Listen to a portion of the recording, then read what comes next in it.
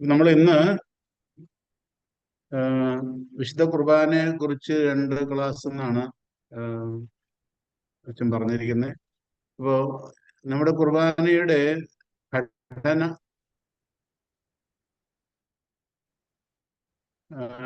കുറിച്ചാണ്, ആ ഘടനയും അതിൻ്റെ പ്രധാനപ്പെട്ട കുർബാനയുടെ പ്രധാന ഭാഗങ്ങളെ കുറിച്ചാണ്, അതിൻ്റെ പ്രതീകാത്മകമായ അർത്ഥങ്ങളൊക്കെ നമ്മൾ ഇന്ന് ചർച്ച ചെയ്യും. ഇന്നത്തെ ക്ലാസ്സിൽ നമുക്കറിയാം, നമ്മുടെ കുർബാന ഡിവൈഡ് ചെയ്യുന്നത്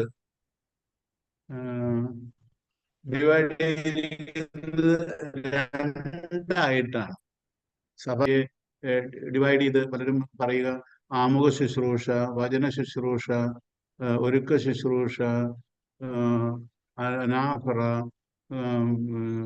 ഒരു പിന്നെ കമ്മ്യൂണിയൻ ഫ്രാക്ഷൻ, പിന്നെ കമ്മ്യൂണിയൻ, പിന്നെ കൺക്ലൂഡിങ്. ആ രീതിയിലുള്ള ഒരു ഡിവിഷനാണ് സാധാരണയായിട്ട് പറയാറ് വിശുദ്ധ കുർബാനയെ കുറിച്ച്. പക്ഷെ സഭാപിതാക്കന്മാര് ഡിവൈഡ് ചെയ്യുന്നത് അത് ഇന്നത്തെ നമ്മുടെ കുർബാനയുടെ ഘടന അനുസരിച്ചും അത് ചേർന്ന് പോകുന്ന ഒന്നാണ്. അത് liturgy on the bema, liturgy in the sanctuary. ഇതാണ് പ്രധാന ഡിവിഷൻ. അപ്പൊ അതിനകത്ത് ആമുഖ ശുശ്രൂഷ ഉണ്ടോയെന്ന് ചോദിച്ചു കഴിഞ്ഞാൽ ആമുഖ ശുശ്രൂഷയൊന്നുമില്ല പ്രത്യേകമായിട്ട്. ഇനി ആമുഖ ശുശ്രൂഷ എന്ന് പറയാനായിട്ടുണ്ടെങ്കിൽ ആ തുടക്കത്തിലുള്ളത് മാത്രമേ ഉള്ളൂ. ഒന്നാം പെസഹ തിരുനാൾ എന്ന് പറയുന്ന, അല്ലെങ്കിൽ പുക്താനഹോൻ പുക്താന ദംശിക എന്ന് പറയുന്ന, അതാണ് ഒരു ആമുഖമായിട്ട് നമുക്ക് പറയാവുന്ന ഒരു കുർബാന. ഇപ്പൊ ചിലര് അതിന് എനാർസിസിസ് എന്ന് പറയാറുണ്ട്. അത് ലാവുമാറ വരെയുള്ള ഭാഗത്തെ എനാർസിസ് എന്ന് പറയാറുണ്ട്. പക്ഷെ അതൊന്നും ഈസ്റ്റ് സിറിയൻ ട്രഡീഷനിലെ അല്ലെങ്കിൽ സഭാപിതാക്കന്മാരോ കമന്റേറ്റേഴ്സോ ഒന്നും പറയുന്ന ഒരു ഡിവിഷൻ അല്ല അത്. അത് ആരൊക്കെയോ ഇങ്ങനെയുള്ള ഒരു ഡിവിഷൻസ് കൊണ്ടുവന്നു എന്ന് മാത്രമേ അതിനകത്ത് പറയാൻ പറ്റുള്ളൂ. പക്ഷെ സഭാപിതാക്കന്മാര് കമന്റേറ്റേഴ്സ് ഡിവൈഡ് ചെയ്യുന്നത് ഞാൻ നേരത്തെ പറഞ്ഞതുപോലെ liturgy on the bema, liturgy in the sanctuary. ഇനി ലിറ്റർജി ഓൺ ദ ബേമയില് എന്താണ് നമ്മൾ അനുസ്മരിക്കുന്നത്? അതിന് ഉത്തരം ഇതാണ്. ലിറ്റർജി ഓൺ ദ ബേമയിൽ നമ്മൾ അനുസ്മരിക്കുന്നത് കർത്താവിന്റെ ഈ ലോകത്തിലെ രക്ഷാകര പദ്ധതിയാണ്. കർത്താവിന്റെ ഈ ലോകത്തിലെ രക്ഷാകര പദ്ധതി. കർത്താവിന്റെ ഈ ലോകത്തിലെ രക്ഷാകര പദ്ധതി എവിടെ മുതൽ എവിടെ വരെയാണെന്ന് ചോദിച്ചാല് കർത്താവിന്റെ ജനനം മുതൽ, അതാണ് കർത്താവ് ഈ ലോകത്തിൽ പ്രത്യക്ഷപ്പെടുന്ന ജനനം മുതലാണ്. ഈ ലോകത്തിൽ പ്രത്യക്ഷപ്പെടുന്ന ആ നിമിഷം മുതൽ, അല്ലെങ്കിൽ മംഗളവാർത്ത മുതൽ ബെറിയൽ വരെ. ഇതാണ് ലിറ്റർജി ഓൺ ദ ബേമയിലെ ചിന്താവിഷയം. പക്ഷെ സഭാപിതാക്കന്മാർ അതിനെ പറ്റി പറയുന്നത് in the liturgy on the bema we commemorate the earthly economy of Christ that climaxes in the death and burial of Christ. അതാണ് അതിന്റെ കൺക്ലൂഷൻ. രണ്ടാമത്തെ ഭാഗമാണ് liturgy in the sanctuary. Liturgy in the സാങ്ച്വറിയിൽ അതിനെ പറ്റി പറയുന്നത്, അവിടെ നമ്മൾ കൊമമറേറ്റ് ചെയ്യുന്നത് the economy of God or the economy of the risen Lord from the beginning till consummation. From creation to consummation. The economy of the risen Lord from creation to consummation. അതുകൊണ്ട് വിശുദ്ധ കുർബാനയെ പറ്റി നമ്മൾ കാണുമ്പോൾ ഈ 2 ഡയമെൻഷനിലാണ് കാണേണ്ടത്. അതുകൊണ്ടാണ് നമ്മുടെ ലിറ്റർജി ബേമയിലെ ലിറ്റർജിയിൽ നമ്മളിപ്പോൾ ആദ്യമാകും നമ്മൾ ലിറ്റർജി അനുസ്മരിക്കുന്നത് ബേമയിലാണ്. അപ്പം ആ ബേമയിൽ അനുസ്മരിക്കുന്നത് ഈ കർത്താവിന്റെ ഈ ലോകത്തിലെ രക്ഷാകര രഹസ്യങ്ങളും, മദ്ബഹായില് അല്ലെങ്കിൽ സാങ്ച്വറിയിൽ നമ്മൾ അനുസ്മരിക്കുന്നത് ഉത്ഥിതനായ ക്രിസ്തുവിന്റെ രഹസ്യങ്ങളുമാണ്. ഇതാണ് ആദ്യമായിട്ട് ഇതിനെപ്പറ്റി പറയാനുള്ള അതിന്റെ ഡിവിഷനെ പറ്റി പറയാനുള്ളത്. അത് കഴിഞ്ഞിട്ട് പിന്നെ എപ്പിക്ലേസിസ് കഴിയുമ്പോൾ പിന്നെ ഒരുക്കങ്ങളും, സ്വീകരണത്തിനുള്ള ഒരുക്കങ്ങളും, അതിന്റെ പാവമോചനവും, അല്ലെങ്കിൽ കാറോസസ് നമുക്കറിയാം, അത് അങ്ങനെയുള്ള കാര്യങ്ങളാണ്. അപ്പം ഇത് നമ്മുടെ മനസ്സിൽ വെച്ചുകൊണ്ട് വേണം നമ്മൾ ഈ കുർബാനയെ സമീപിക്കാൻ. ഇനി നമുക്ക് സമയം അധികം ഇല്ലാത്തത് കൊണ്ട് നമ്മൾ അത് നമ്മുടെ കുർബാനയിലേക്ക് തന്നെ കടക്കുകയാണ്. നിങ്ങളുടെ കയ്യിൽ പുസ്തകം ഉണ്ടെങ്കിൽ അത് നിങ്ങൾ കയ്യിൽ വെക്കുന്നത് നല്ലതാണ്. ഓരോന്ന് നമ്മൾ എടുത്തെടുത്ത് പറയുമ്പോൾ. ഒന്ന് ഉക്താനഹോൻ എന്ന് പറഞ്ഞാൽ അന്നാ പെസഹ തിരുനാളില് ഇതിനെപ്പറ്റി പറയുക. ഏഹ്, ഏഹ്, ഏഹ്, സാധാരണ സ്കോളേഴ്സ് ഇതിനെ പറ്റി പറയുക, ഇറ്റ് ഈസ് ഒരു ഈസ്റ്റ് അല്ലെങ്കിൽ സീറോ മലബാറിന്റെ അല്ലെങ്കിൽ മാർത്തോമ ക്രിസ്ത്യാനികളുടെ ഒരു കോൺട്രിബ്യൂഷൻ പോലെയാണ് അതിനെ കാണുക. പിന്നെ ഇതിന് പല അർത്ഥങ്ങളുണ്ട്. നിങ്ങളുടെ കൽപ്പന, ഇതാണ് പുക്താന എന്ന് പറയുന്നത്, നിങ്ങളുടെ കൽപ്പന പുക്താന ദംശിക അല്ലെങ്കിൽ കർത്താവിന്റെ കൽപ്പന. അപ്പൊ അതിനകത്ത് ഈ കൽപ്പന എന്താണെന്ന് ചോദിച്ചു കഴിഞ്ഞാൽ രണ്ട് കൽപ്പനയാണ് പ്രധാനമായിട്ടുള്ളത്. ആദ്യത്തെ കൽപ്പന എന്താണ്? സ്നേഹത്തിന്റെ കൽപ്പന. നിങ്ങൾ പരസ്പരം സ്നേഹിക്കുവിൻ എന്ന് പറയുന്ന കൽപ്പന. രണ്ടാമത്തേത്, അങ്ങനെ പരസ്പരം സഹിച്ചു ആ കൂട്ടായ്മയിൽ വിശുദ്ധ കുർബാന അർപ്പിക്കാനുള്ള കൽപ്പന, എന്റെ ഓർമ്മയ്ക്കായി ചെയ്യുവിൻ. അപ്പം ഈ ഒരു കാര്യമാണ് ഈ കൽപ്പന എന്നുകൊണ്ട് ഉദ്ദേശിക്കുന്നത്. അതായത് ഈ ഭുക്താന ദംശിക എന്ന് പറയുമ്പോൾ എന്നിട്ട് പറയുന്ന ഒരു സഭാത്മകമായ മാനമുണ്ട്. നമ്മള് ഈ ഇതിനകത്ത് സാധാരണ പറയാൻ നമ്മുടെ തോമസ് ക്രിസ്ത്യൻ പാരമ്പര്യത്തില് അന്തം ചാർത്തുന്ന അല്ലെങ്കിൽ ഈ വിവാഹത്തോടനുബന്ധിച്ച് അതിപ്പോ ചിലപ്പോ ഇപ്പൊ കൂടുതൽ കോട്ടയം രൂപതയിലുള്ള അവരാണ് കൂടുതൽ അത് ഇപ്പം അതായത് ആക്റ്റീവായിട്ട് നിലനിർത്തുന്നത്.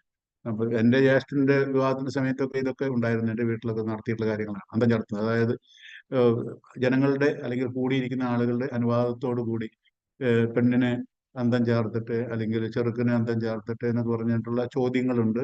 അല്ലെങ്കിൽ മധുരം കൊടുക്കട്ടെ എന്ന് ജനങ്ങളോട് ചോദിക്കുന്നു, അവര് അതിന് മറുപടി 3 പ്രാവശ്യം ചോദിക്കുന്നു, മറുപടി കൊടുക്കുന്നു. അപ്പൊ അതിന്റെ ഈ വിശുദ്ധ കുർബാനയിലേക്ക് വരുമ്പോൾ അതിനൊരു സഭാത്മകമായ മാനമുണ്ട്. ജനം പറയുക നിങ്ങളുടെ കൽപ്പന അനുസരിച്ച് നമുക്ക് ആ വിശുദ്ധ കുർബാന ആരംഭിക്കുക പറയുമ്പോൾ ജനം മറുപടി പറയുക ഞങ്ങളുടെ കൽപ്പന അനുസരിച്ചല്ല, മിശിഹായുടെ കൽപ്പന അനുസരിച്ചാണ് നമ്മൾ ഈ ബലി അർപ്പിക്കുന്നത് എന്ന് ഒരു മറുപടി പറയുകയാണ്. ഒരു കൂട്ടായ്മയാണ്. അല്ലെങ്കിൽ കർത്താവ് നമ്മളോട് കൽപ്പിച്ചതുപോലെ ബലി അർപ്പിക്കാനായിട്ട്, അല്ലെങ്കിൽ എൻ്റെ ഓർമ്മയ്ക്കായി ചെയ്യുവിൻ, സ്നേഹത്തിൽ ഒന്നായിരിക്കുവിൻ എന്ന കൽപ്പനയ്ക്ക് മറുപടിയായിട്ടാണ് നമ്മൾ ഈ ബലി അർപ്പിക്കുന്നത് എന്നുള്ള ആ ഒരു മാനമാണ് ഇവിടെ ഉള്ളത്. രണ്ടാമത്തേത് ഈ താനവണ്ണ അടുത്ത് വരുന്ന മറ്റൊരു നിലവിലുള്ള ഒരു പ്രാക്ടീസാണ് കുരിശ് വരച്ച് ആരംഭിക്കുക എന്നുള്ളത്. നമുക്കറിയാം വിശുദ്ധ കുർബാന ടെക്സ്റ്റിനകത്ത് കുരിശ് വരച്ച് തുടങ്ങുന്ന ആ രീതി ഇല്ല. അത് ഒരു ഡിസ്പെൻസേഷൻ പോലെ പിന്നീട് അത് 85 കുർബാന വന്നപ്പം അത് ഒരു 89 അത് ഒരു ഡിസ്പെൻസേഷൻ പോലെ അത് കൊടുത്തിരുന്നു. അതോടുകൂടി ഇപ്പൊ പുതിയ കുർബാന വന്നു കഴിഞ്ഞാൽ അതും നിലവിലില്ല. പക്ഷെ ഇപ്പോഴും അത് ചെയ്യുന്നവരുണ്ട്. അതിപ്പം ഒരു ഡയമെൻഷനാണ്. അത് കഴിഞ്ഞ് വരുന്നതാണ് ഗ്ലോറിയ ഇൻ എക്സ്പ്ലേസ്, അത്യുന്നതങ്ങളിൽ ദൈവത്തിന് സ്തുതി എന്ന് പറയുന്ന ആ ഭാഗം. അവിടെ നമ്മൾ അനുസ്മരിക്കുന്നത് ഡയറക്റ്റ്, അതായത് അന്നാ പെസഹ കഴിഞ്ഞ ഉടനെ നമ്മൾ ആരംഭിക്കുന്ന glory to God in the highest, അല്ലെങ്കിൽ അത്യുന്നതങ്ങൾ ദൈവത്തിന് സ്തുതി എന്ന് പറയുന്ന ആ ഗീതമാണ്, അല്ലെങ്കിൽ മാലാഖമാരുടെ ഗീതമാണ്. അപ്പൊ നമ്മൾ ഇമ്മീഡിയറ്റ് ആയിട്ട് നമ്മൾ ഈ ഇൻകാർണേഷൻ, ഇത് മിസ്റ്ററി ഓഫ് ഇൻകാർണേഷൻ അല്ലെങ്കിൽ മനുഷ്യാവതാര രഹസ്യത്തിലേക്കാണ് നമ്മൾ ഉടനെ സഭ നമ്മളെ കൊണ്ടുപോകുന്നത്. കർത്താവിന്റെ ജനനം, മംഗളവാർത്ത, ജനനം ആയിട്ടുള്ള ആ കാര്യങ്ങളാണ് നമ്മുടെ ഈ കുർബാനയുടെ ആദ്യത്തെ പ്രാർത്ഥന, സത്യങ്ങൾ ദൈവത്തിന് സ്തുതി എന്ന് പറയുന്നത്. അത് കഴിഞ്ഞ് ആ സ്തുതിപ്പിന് ആമേൻ എന്ന് മറുപടി പറയുന്നു ജനം. അത് ജനത്തിന്റെ എഗ്രിമെന്റ് ആണ്, അല്ലെങ്കിൽ സമ്മതമാണ് ഈ ആമേൻ എന്ന് പറയുന്നുകൊണ്ട് ഉദ്ദേശിക്കുക. അത് കഴിഞ്ഞ് പിന്നെ വരുന്ന പ്രാർത്ഥനയാണ് ഭൂമിയിൽ മനുഷ്യർക്ക് സമാധാനവും പ്രത്യാശയും എപ്പോഴും നിൽക്കും. ഭൂമിയിൽ നല്ല മനസ്സുള്ളവർക്ക് സമാധാനം എന്നുകൊണ്ട് വിശുദ്ധ ഗ്രന്ഥത്തിലും നമ്മുടെ ഈ കുർബാനയുടെ പശ്ചാത്തലത്തിൽ ചിന്തിക്കുന്നത് രക്ഷ എന്നാണ്. Salvation peace and salvation to those who accept Christ incarnate. മനുഷ്യനായിട്ട് അവതരിച്ച മനുഷ്യനെ അവതരിച്ച ക്രിസ്തുനാഥനെ സ്വീകരിക്കുന്നവർക്ക് സമാധാനവും രക്ഷയും. ഇതാണ് ആ ആശംസയോട് കൊണ്ട് ഉദ്ദേശിക്കുക. പിന്നെ വരുന്നതാണ് കാനോന. അതായത് സ്വർഗസ്ഥനായ പിതാവേ എന്നുള്ള പ്രാർത്ഥനയും കാനോനയും. കാനോന എന്ന് പറയുന്നത് പരിശുദ്ധൻ പരിശുദ്ധൻ പരിശുദ്ധൻ എന്ന് പറയുന്ന ആ പ്രാർത്ഥനയാണ്. ഇവിടെ ഈ സ്വർഗസ്ഥനായ പിതാവേ എന്നുള്ള പ്രാർത്ഥന നമ്മൾ ചൊല്ലുമ്പോൾ, സ്വർഗസ്ഥനായ പിതാവേ എന്ന പ്രാർത്ഥനയ്ക്ക് പല അർത്ഥങ്ങളുണ്ട്. അത് ഒരു കോണ്ടെക്സ്റ്റ് അനുസരിച്ചാണ് അതിൻ്റെ അർത്ഥം മാറുകയും പോലും, അല്ലെങ്കിൽ നോൺ ക്രിസ്ത്യൻ ആയിട്ടുള്ള ആളുകൾക്ക് പോലും ഈ സ്വർഗസ്ഥനായ പിതാവേ എന്ന് പ്രാർത്ഥിക്കാവുന്നതാണ്. കാരണം അത് വെറുതെ നമ്മൾ ദൈവത്തെ പിതാവായിട്ട് കാണുന്നതേ ഉള്ളൂ. അത് ഏത് മതവിഭാഗങ്ങൾക്കും മതവിശ്വാസികൾക്കും ചെല്ലാവുന്ന ഒരു പ്രാർത്ഥനയാണ്. പക്ഷെ നമ്മുടെ ക്രൈസ്തവ സമൂഹത്തിലേക്ക് വരുമ്പോൾ ആ പ്രാർത്ഥന ചൊല്ലുന്നതിന് പ്രത്യേക അർത്ഥമുണ്ട്. ആ അർത്ഥത്തിൽ പ്രധാനമായിട്ടും സ്വർഗസ്ഥനായ പിതാവ് എന്നുള്ളത് ഇത് യഹൂദര് പ്രാർത്ഥിച്ചുകൊണ്ടിരുന്ന പ്രാർത്ഥനയാണ്. നമ്മൾ ചൊല്ലുന്നത് പോലെ അല്ലെങ്കിലും യഹൂദരുടെ ഇടയ്ക്ക് ഉള്ള ഒരു പ്രാർത്ഥനയാണ് ഈ സ്വർഗസ്ഥനായ പിതാവ് എന്നുള്ള പ്രാർത്ഥന. പക്ഷെ ഡിഫറൻസ് എന്താന്ന് ചോദിച്ചു കഴിഞ്ഞാൽ, നമ്മുടെ നമ്മള് സ്വർഗസ്ഥനായ പിതാവ് ചൊല്ലുമ്പോൾ, അല്ലെങ്കിൽ കർത്താവ് പഠിപ്പിച്ച പ്രാർത്ഥന പ്രത്യേകത എന്താണെന്ന് ചോദിച്ചു കഴിഞ്ഞാൽ, നമുക്ക് ദൈവത്തെ പിതാവേ അല്ലെങ്കിൽ അബ്ബ എന്ന് വിളിക്കാനുള്ള അവകാശം കർത്താവ് നമുക്ക് തന്നു എന്നുള്ളതാണ്. അപ്പൊ ആ ഒരു ബലത്തോടു കൂടിയാണ് നമ്മൾ സ്വർഗസ്ഥനായ പിതാവേ എന്നുള്ള പ്രാർത്ഥന ചൊല്ലുന്നത്. അപ്പൊ അതിനിടയ്ക്ക് ചിലർ പറയാറുണ്ട്, അതിനിടയ്ക്ക് എന്തിനാണ് കർത്താവ് പഠിപ്പിച്ച പോലെ മാത്രം ചൊല്ലിയാൽ പോരെ, അതിനിടയ്ക്ക് എന്തിനാ ഈ പരിശുദ്ധം പരിശുദ്ധം തിരികെ കയറ്റിയിരിക്കുന്ന എന്തിനാണ് എന്ന് ചിലർ ചോദിക്കാറുണ്ട്. അത് ചോദിക്കുന്ന അവിടെ ആ പ്രാർത്ഥനയിൽ തന്നെ അതിന്റെ ഉത്തരം തന്നിട്ടുണ്ട്. ഉത്തരം ഇതാണ്: സ്വർഗം ഭൂമിയും നിറഞ്ഞിരിക്കുന്ന മാലാഖമാരും മനുഷ്യരും പരിശുദ്ധൻ പരിശുദ്ധൻ പരിശുദ്ധൻ എന്ന് ഘോഷിക്കുന്നു. എന്തിനാണ് ദൈവത്തെ പരിശുദ്ധൻ പരിശുദ്ധൻ എന്ന് വിളിക്കുന്നത്? തന്റെ സ്വന്തം പുത്രനെ ലോകത്തിലേക്ക് അയക്കുവാൻ മാത്രം നമ്മെ സ്നേഹിച്ച ദൈവത്തിനെയാണ് അവിടെ നമ്മൾ അനുസ്മരിക്കുക. സ്വന്തം പുത്രനെ ലോകത്തിന് നൽകുവാൻ മാത്രം ലോകത്തെ സ്നേഹിച്ച പിതാവായ ദൈവത്തിനെ അനുസ്മരിച്ചുകൊണ്ടാണ് ആ സ്വർഗസ്ഥനായ പിതാവോട് ചെല്ലുന്നത്. അപ്പം ആ സ്വർഗസ്ഥനായ പിതാവിനെ മാലാഖമാര് നിരന്തരമായി പാടി സ്തുതിച്ചുകൊണ്ടിരിക്കുകയാണ്. അപ്പോൾ അങ്ങനെ പാടി സ്തുതിച്ചു കൊണ്ടിരിക്കുമ്പോൾ അതിനോട് മാലാഖമാര് സ്തുതിക്കുന്നതോടൊപ്പം നമ്മളും ആ മാലാഖമാരോട് ചേർന്നുകൊണ്ട് ഈ ദൈവത്തിന്റെ വലിയ ദാനത്തെ പ്രതി പിതാവായ ദൈവത്തിന് നന്ദി പറയുന്നു. അതാണ് ഈ കാനോനയുടെ പ്രത്യേകമായ അർത്ഥം. സോ ഇവിടെ നമ്മളിപ്പോൾ സാധാരണഗതിയിൽ ബർത്ത്ഡേ വിഷ് ചെയ്യാറുണ്ട്. നമുക്ക് ബർത്ത്ഡേ വിഷിങ് നമുക്ക് ഒരു ഗ്രൂപ്പിനകത്ത് ചിലപ്പം ബർത്ത്ഡേ ആശംസിക്കാറുണ്ട്. അത് ഒരു തരത്തിലുള്ള ആശംസയാണ്. പക്ഷെ അതേസമയം നമ്മൾ ബർത്ത്ഡേ നേരിട്ട് ആ ആളെ വിഷ് ചെയ്യുന്നതും ഒരു ഫോറത്തിൽ നമ്മൾ ദൈവത്തെ സ്തുതിക്കുന്ന തമ്മിൽ വ്യത്യാസമുണ്ട്. അതുകൊണ്ട് ഇവിടെ അത് തന്നെയാണ്. നമ്മൾ നേരിട്ട് മാലാഖമാര് ദൈവത്തെ സ്തുതിച്ചോട്ടെ എന്ന് പറഞ്ഞിട്ട് മാറി നിൽക്കുകയല്ല പാസീവായിട്ട്, ഞാനും ആക്റ്റീവായിട്ട് മാലാഖമാരോട് ചേർന്ന് ദൈവത്തെ സ്തുതിക്കുന്നു എന്നുള്ളതാണ് ആ സ്വർഗസ്ഥനായ പിതാവിൽ ഈ കാനോന ചേർക്കുന്നത് കൊണ്ട് ഉദ്ദേശിക്കുന്നത്. ദൈവം പരിശുദ്ധനാണ്, ദൈവത്തിന്റെ നാമം പരിശുദ്ധമാണ്. ആ പരിശുദ്ധനായ ദൈവത്തെ മാലാഖമാരും ഇവിടെ ചേർന്നുകൊണ്ട് മനുഷ്യരും ദൈവത്തെ സ്തുതിക്കുന്നു എന്നുള്ളതാണ് അവിടെ ഉദ്ദേശിക്കുന്നത്. അതുകൊണ്ട് വെറുതെ ആശംസിച്ച് മാറി നിൽക്കുകയല്ല, അത് ആ ആശംസയോട് നമ്മളും കൂടി പങ്കുകാരാകുന്നു എന്നുള്ളതാണ് അവിടെ ഉദ്ദേശിക്കുക. അതുപോലെ തന്നെ അത് കഴിഞ്ഞ് പിന്നെ സ്വർഗസ്ഥനായ പിതാവ്, പിന്നെ ഗ്ലോറിയ പാത്രയുണ്ട്. ഗ്ലോറിയ പരിശുദ്ധ ത്രിത്വത്തെ ഉള്ള സ്തുതിപ്പാണ് പിതാവിനും പുത്രനും പരിശുദ്ധാത്മാവിനും സ്തുതി എന്ന് പറയുന്ന ആ ഭാഗം. അത് കഴിഞ്ഞിട്ട് നമ്മൾ വിശുദ്ധ കുർബാനയിൽ കാണുന്ന പിന്നത്തെ പ്രാർത്ഥനകളാണ്. ഈ പ്രാർത്ഥനകളില് മുമ്പ് ഒരു ഡീക്കന്റെ ഒരു പ്രബോധനം, നമുക്ക് പ്രാർത്ഥിക്കാം സമാധാനം നമ്മോടുകൂടെ എന്ന് പറയുന്നത്. ഈ പരമ്പരാഗതമായിട്ട് വിശുദ്ധ കുർബാന ആരംഭിച്ചിരുന്നത് ഈ ഡയഗണൽ ഇൻസ്ട്രക്ഷൻ വഴിയാണ്. അവിടെ ഒരു അതായത് അതിനകത്ത് അവിടെ ഡീക്കൻസിന്റെ റോളിനെ കുറിച്ചുള്ള ഒരു ഒരു ആഹ്വാനം കൂടി. കാരണം ഞാൻ നേരത്തെ പറഞ്ഞതായിട്ട് ഓർക്കുന്നു, എൻ്റെ ആദ്യത്തെ ക്ലാസ്സുകളിൽ ഞാൻ പറഞ്ഞതായിട്ട് ഓർക്കുന്നു, നിങ്ങൾ ഓർക്കുന്നു വിചാരിക്കുക. അതായത് ഡീക്കൻസിന് പ്രതീകാത്മകമായ അർത്ഥങ്ങളുണ്ട്, അവന് ഫങ്ഷൻസും ഉണ്ട്. അവന്റെ ഫങ്ഷൻസിൽ പെട്ട ഒന്നാണ് വിശുദ്ധ ആരാധന സമൂഹത്തെ നിയന്ത്രിക്കുക, ആരാധന സമൂഹത്തിലെ അടുക്കും ചിട്ടയും ഉണ്ടാക്കുക, ആരാധന സമൂഹത്തിന് നിർദ്ദേശങ്ങൾ കൊടുക്കുക, അതുപോലെ തന്നെ ആരാധന സമൂഹത്തെ നടക്കാൻ പോകുന്ന കാര്യങ്ങളെ കുറിച്ചുള്ള അവബോധം ഉണ്ടാക്കി കൊടുക്കുക, അതുപോലെ ഡിസിപ്ലിൻ പാലിക്കുക. ഇങ്ങനെയുള്ള കുറേ കാര്യങ്ങൾ ഡീക്കൻസിന്റെ ഉത്തരവാദിത്തപ്പെട്ട കാര്യങ്ങളാണ്. അതുപോലെ തന്നെ പ്രതീകാത്മകമായിട്ട് ഞാൻ പണ്ട് പറഞ്ഞിട്ടുള്ള കാര്യങ്ങളാണ്. പ്രതീകാത്മകമായിട്ട് ലേഖനം വായിക്കുന്ന ആള് യോഹന്നാൻ മാംദാനയെ സൂചിപ്പിക്കുന്നു. ഒരുക്കാൻ പോകുന്ന ഡീക്കന് കർത്താവിന്റെ പീഡാസഹനങ്ങളിലെ കർത്താവിനോട് സമാശ്വസിപ്പിച്ച മാലാഹന്മാരെ സൂചിപ്പിക്കുന്നു.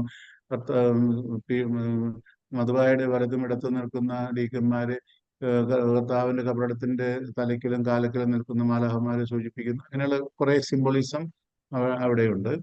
അപ്പം ഇവിടെ ഈ ഡയഗണൽ ഇൻസ്ട്രക്ഷനിൽ നമുക്ക് പ്രാർത്ഥിക്കാം സമാധാനം നമ്മോടുകൂടെ എന്ന് പറയുന്ന ആ ഡീക്കൻ അത് തന്നെ ഡീക്കന്റെ ഒരു പ്രധാന ദൗത്യത്തിലേക്കാണ് വിരൽ ചൂണ്ടുക. അത് കഴിഞ്ഞിട്ട് വരുന്ന പ്രാർത്ഥനകളാണ്. ഈ പ്രാർത്ഥനകളെ അവിടെ തന്നെ രണ്ട് തരത്തിലുള്ള പ്രാർത്ഥനകളാണ് അവിടെയുള്ളത്. ഇപ്പൊ നമ്മൾ സാധാരണ ലിറ്റർജിയിൽ രണ്ട് കാര്യങ്ങളുണ്ട്. ഒന്ന് variable prayers and invariable prayers. Variable prayers എന്ന് പറയുന്നത് മാറ്റങ്ങൾ, കാലത്തിനനുസരിച്ച് മാറി വരുന്ന പ്രാർത്ഥനകളെയാണ് വേരിയബിൾ പ്രേയേഴ്സ് എന്ന് പറയുന്നത്. അത് കാലത്തിനനുസരിച്ചായിരിക്കാം, ദിവസത്തിനനുസരിച്ച്. ഇപ്പൊ ഞായറാഴ്ചകൾ, ഓരോ ഞായറാഴ്ചയ്ക്കും പ്രത്യേകം പ്രാർത്ഥനകളുണ്ട്, ഓരോ ഫീസ്റ്റിനും പ്രത്യേകം പ്രാർത്ഥനകളുണ്ട്. ആ പ്രാർത്ഥനകൾ ഇവിടെ ഇപ്പൊ കൊടുത്തിരിക്കുന്നത് 3 പ്രാർത്ഥനകളാണ്.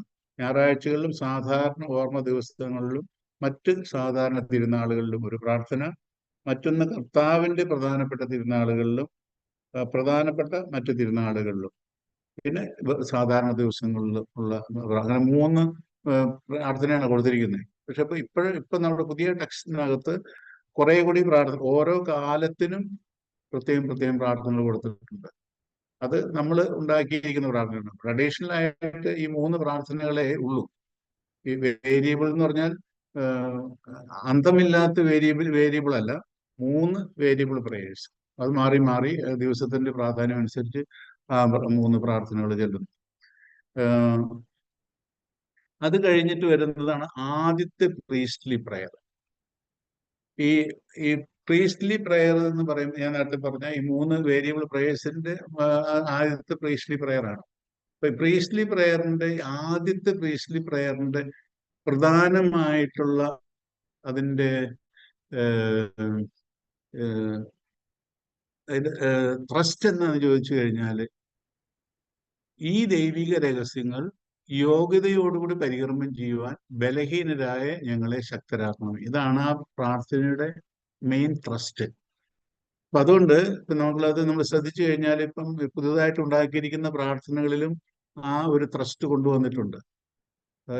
ദൈവിക മനുഷ്യവർഗത്തിന് നവീകരണത്തിനും രക്ഷയ്ക്കും വേണ്ടി, മനുഷ്യവംശത്തിന്റെ നവീകരണത്തിനും രക്ഷയ്ക്കും വേണ്ടി അങ്ങയുടെ പ്രിയപുത്രൻ കാരുണ്യപൂർവ്വം നൽകിയ ദിവ്യരഹസ്യങ്ങളുടെ പരികർമ്മത്തിന് ബലഹീനരായ ഞങ്ങളെ ശക്തരാക്കണം. ഇതാണ് ആ ട്രസ്റ്റ്. അത് ആ ട്രസ്റ്റ് അത് പണ്ട് ഈ നമ്മുടെ കുർബാന ഈ പ്രോപ്രിയാസ് ഉണ്ടാക്കുന്നതിന് മുമ്പ്, ഔദ്യോഗികമായിട്ട് പ്രോപ്രിയർ നിലവിൽ വരുന്നതിന് മുമ്പ് വരെ ഓരോരുത്തരും ഓരോ പ്രാർത്ഥനകൾ ഉണ്ടാക്കുകയായിരുന്നു ചെയ്തുകൊണ്ടിരുന്നത്. ആ അവസ്ഥയ്ക്ക് ഒരു അന്ത്യമുണ്ടായി ഇപ്പം. കാരണം അതിന്റെ ചൈതന്യം ഇതാണ് എന്ന് മനസ്സിലാക്കിയതിന് ശേഷം ഇപ്പം പുതുതായിട്ട് ഉണ്ടാക്കിയിരിക്കുന്ന പ്രാർത്ഥനകളിലെല്ലാം തന്നെ ഈ ഒരു ട്രസ്റ്റ് കൊണ്ടുവന്നിട്ടുണ്ട്. അതിന് ദൈവത്തിൽ നമുക്ക് നന്ദി പറയാം. അത് കഴിഞ്ഞ് വരുന്നതാണ് സങ്കീർത്തനങ്ങൾ. സങ്കീർത്തനങ്ങൾ ഇതുപോലെ തന്നെ വേരിയബിൾ ആണ്, അല്ലെങ്കിൽ മാറ്റമുള്ള സങ്കീർത്തനങ്ങളാണ്. ഇനി സങ്കീർത്തനങ്ങൾ നമ്മൾ സാധാരണ പറയാം മർമീസ എന്നാണ് പറഞ്ഞിരിക്കുന്നത്. മർമീസ എന്ന് പറയുന്നത്, മർമീസ എന്നുള്ള വാക്ക് വരുന്നത് റുമ എന്ന് പറയുന്ന ആ വാക്കിൽ നിന്നാണ്. അതിന്റെ അർത്ഥം ടു എക്സോൾട്ട് എന്നാണ്. ദൈവത്തെ സ്തുതിക്കുക, ദൈവത്തെ മഹത്വപ്പെടുത്തുക എന്നുള്ളതാണ് അതിന്റെ അർത്ഥം. അല്ലെങ്കിൽ എലവേറ്റ് ചെയ്യുക, ഉന്നതങ്ങളിലേക്ക് നമ്മുടെ ഹൃദയങ്ങളെ ഉയർത്തുക എന്നുള്ള അർത്ഥമൊക്കെ ഉണ്ട്. പിന്നെ നമ്മുടെ ആരാധനക്രമത്തില് 60 മർമീസാകളാണുള്ളത്. 60 മർമീസാകൾ. ഈ 60 മർമീസാകളിൽ 150 സങ്കീർത്തനങ്ങളും പിന്നെ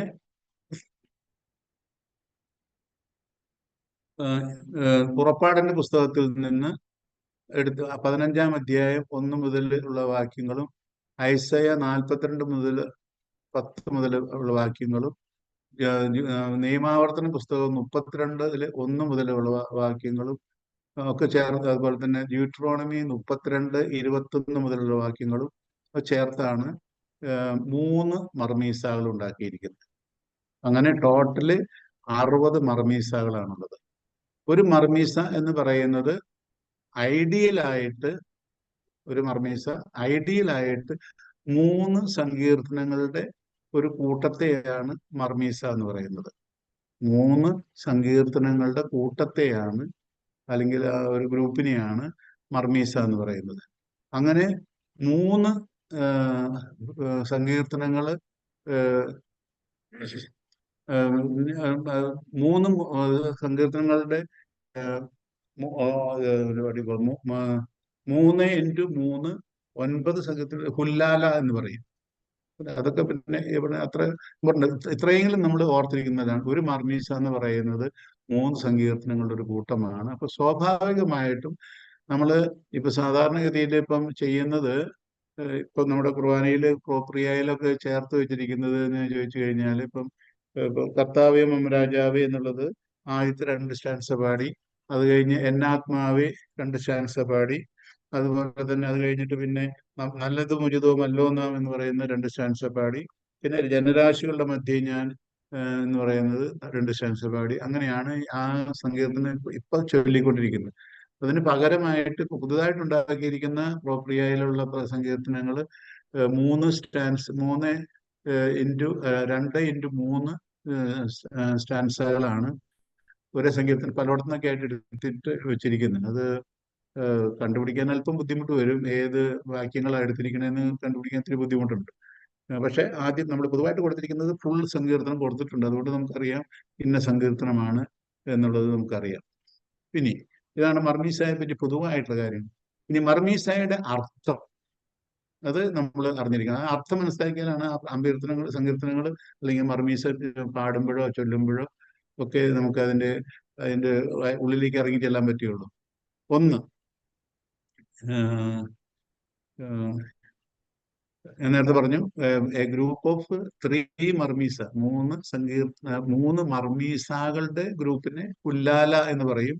അങ്ങനെ 20 ഹുല്ലാലയുണ്ട്. അത് ഞാൻ നേരത്തെ പറഞ്ഞത് അത് അത്ര ഇമ്പോർട്ടൻ്റ് അല്ല. ഇനി മർമീസയുടെ അർത്ഥം, മർമീസ 1 മർമീസ അല്ലെങ്കിൽ 3 സങ്കീർത്തനങ്ങൾ കൂടി 1 ആകുമ്പോഴാണ് മർമീസ എന്ന് പറഞ്ഞത്. അപ്പോൾ ആ 1 എന്ന് സൂചിപ്പിക്കുന്നത്, ഒരു മർമീസ എന്നുള്ള കോൺസെപ്റ്റ് ഉദ്ദേശിക്കുന്നത് യൂണിറ്റി ഓഫ് ക്രൈസ്റ്റ്, ക്രിസ്തുവിലുള്ള ഏകത്വം. ക്രിസ്തു is born of the father and became man. പരിശുദ്ധ ത്രിത്വത്തിന്റെ ഐക്യത്തെ അത് സൂചിപ്പിക്കുന്നു.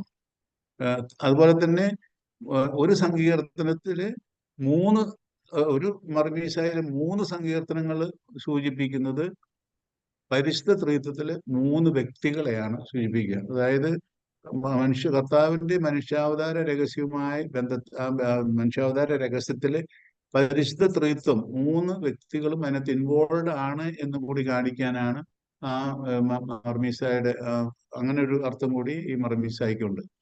അതുപോലെ തന്നെ ഈ മർമീസ അല്ലെങ്കിൽ സങ്കീർത്തനങ്ങൾ കമ്പോസ് ചെയ്തിരിക്കുന്നത് ദാവീദാണ്. അപ്പോൾ മനുഷ്യാവതാരം ചെയ്ത മിശിഹ ദാവീദിന്റെ വംശത്തിൽപ്പെട്ടയാളാണ് എന്നും മറിയത്തിൽ നിന്ന് ജനിച്ചയാള്, അതായത് descending from the seed of David, ദാവീദിന്റെ റൂട്ടിൽ നിന്ന് അല്ലെങ്കിൽ വംശത്തിൽ നിന്ന് ജനിച്ച മാതാവിന്റെ മാതാവ് അല്ലെങ്കിൽ ദാവീദിന്റെ വംശത്തിൽപ്പെട്ട ആളാണ് മനുഷ്യനെ അവതരിച്ച ക്രിസ്തുനാഥൻ എന്ന് സൂചിപ്പിക്കാൻ വേണ്ടിയാണ് ദാവീദിന്റെ സങ്കീർത്തനങ്ങൾ അവിടെ നമ്മൾ എടുത്തു ചൊല്ലുന്നത്. അതുപോലെ തന്നെ പഴയ നിയമത്തിന്റെ അധികാരം പുതിയ നിയമത്തിലേക്ക് അതിന്റെ സ്വാധീനം അല്ലെങ്കിൽ സ്വാധീനവും പഴയ നിയമത്തിന് പഴയ നിയമത്തിന്റെ പൂർത്തീകരണമാണ് പുതിയ നിയമം എന്ന് സൂചിപ്പിക്കാൻ വേണ്ടി കൂടി ഈ പഴയ നിയമത്തിലുള്ള സങ്കീർത്തനം പാടുന്നത് വഴി അതൊരു ഫ്ലാഷ് ബാക്ക് പോലെയാണ്. പുതിയ നിയമത്തിലേക്കുള്ള ഒരു ഒരുക്കമായിട്ട് ഈ സങ്കീർത്തനങ്ങൾ ചൊല്ലുന്നതിനെ പറ്റി സൂചിപ്പിക്കാറുണ്ട്. അതുപോലെ തന്നെ മർമീസ സൂചിപ്പിക്കുന്നത് the name of Christ, the anointed, അതിനെ സൂചിപ്പിക്കുന്നു. 3 സങ്കീർത്തനങ്ങൾ സൂചിപ്പിക്കുന്ന the Father who anoints, the Son who is anointed and Holy Spirit, the oil that filled the Christ. ഈ 3 കാര്യങ്ങൾ ഈ 3 സങ്കീർത്തനങ്ങളിൽ പറയുമ്പോൾ അങ്ങനെയുള്ള അർത്ഥവും വ്യാഖ്യാനത്തിൽ സഭാപിതാക്കന്മാർ പറയുന്നുണ്ട്. പിന്നെ മറ്റൊന്ന് 3 സങ്കീർത്തനങ്ങൾ സൂചിപ്പിക്കുന്നത് perfect humanity of Christ, and that is the perfect body, perfect soul and perfect intellect. ഈ 3 കാര്യങ്ങളും കർത്താവിന്റെ വ്യക്തിത്വത്തിൽ ഉണ്ടായിരുന്നു. Perfect body, perfect soul and perfect intellect മനുഷ്യനായ ക്രിസ്തുനാഥനുണ്ടായിരുന്നു സൂചിപ്പിക്കാനായിട്ട് ഈ 3 സങ്കീർത്തനങ്ങൾ അതിന്റെ സിംബോളിക്കായിട്ട് നിർത്തിയാണ്. അതുപോലെ തന്നെ ഈ മനുഷ്യനായിട്ട് അവതരിച്ച ക്രിസ്തുനാഥൻ obeyed 3 laws of the ancient: natural law, positive law and written law.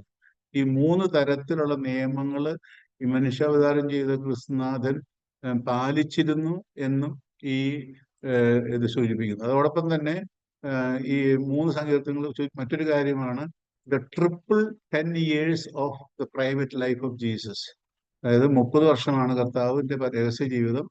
അതിനകത്ത് 3 10 വർഷങ്ങൾ, ട്രിപ്പിൾ 10 years, അതിനെയും ഈ സങ്കീർത്തനങ്ങൾ അല്ലെങ്കിൽ മർമീസ സൂചിപ്പിക്കുന്നുണ്ട്. 30 ഒരു സങ്കീർത്തനം 10 വർഷത്തിനെ സൂചിപ്പിക്കുന്നു. അങ്ങനെ 3 സങ്കീർത്തനങ്ങൾ 30 വർഷത്തെ സൂചിപ്പിക്കുന്നു. ഇത്രയാണ് പൊതുവായിട്ട് ഈ സങ്കീർത്തനങ്ങളെ പറ്റി പറയുക. അത് കഴിഞ്ഞ് തീരുമ്പോൾ, സങ്കീർത്തനങ്ങൾ തീരുന്നോട് കൂടിയിട്ടാണ് സാധാരണ പഴയ ക്രമം അനുസരിച്ച് വെച്ചാൽ 6-ാം നൂറ്റാണ്ട് 7-ാം നൂറ്റാണ്ടിലേക്ക് ക്രമം അനുസരിച്ചാണെങ്കിൽ ഗബ്രിയേൽ കത്രായ എന്ന് പറയുന്ന കമന്റേറ്റേഴ്സിന്റെ ആ കാലഘട്ടം മുതൽ വിശുദ്ധ കുർബാനയിലെ സങ്കീർത്തനം കഴിഞ്ഞ് ഒരു ടോൺ മാറ്റി ചൊല്ലും. അതാണ് നമ്മളിപ്പം നമ്മൾ ചെല്ലുന്ന ജനരാശികളുടെ മധ്യ എന്ന് പറയുന്ന ആ പാട്ട് അല്ലെങ്കിൽ ആ ഭാഗം ടോൺ മാറ്റിയാണ് ചൊല്ലുക. ജനരാശികളുടെ മധ്യേ ഞാൻ സ്തുതിഗീതം പാടിയിടും, സകല ജനത്തിന് മുമ്പിൽ ഞാൻ സ്തുതി പാടുവാണെങ്കിൽ എന്ന് പറയുന്ന ആ ഭാഗം, അത്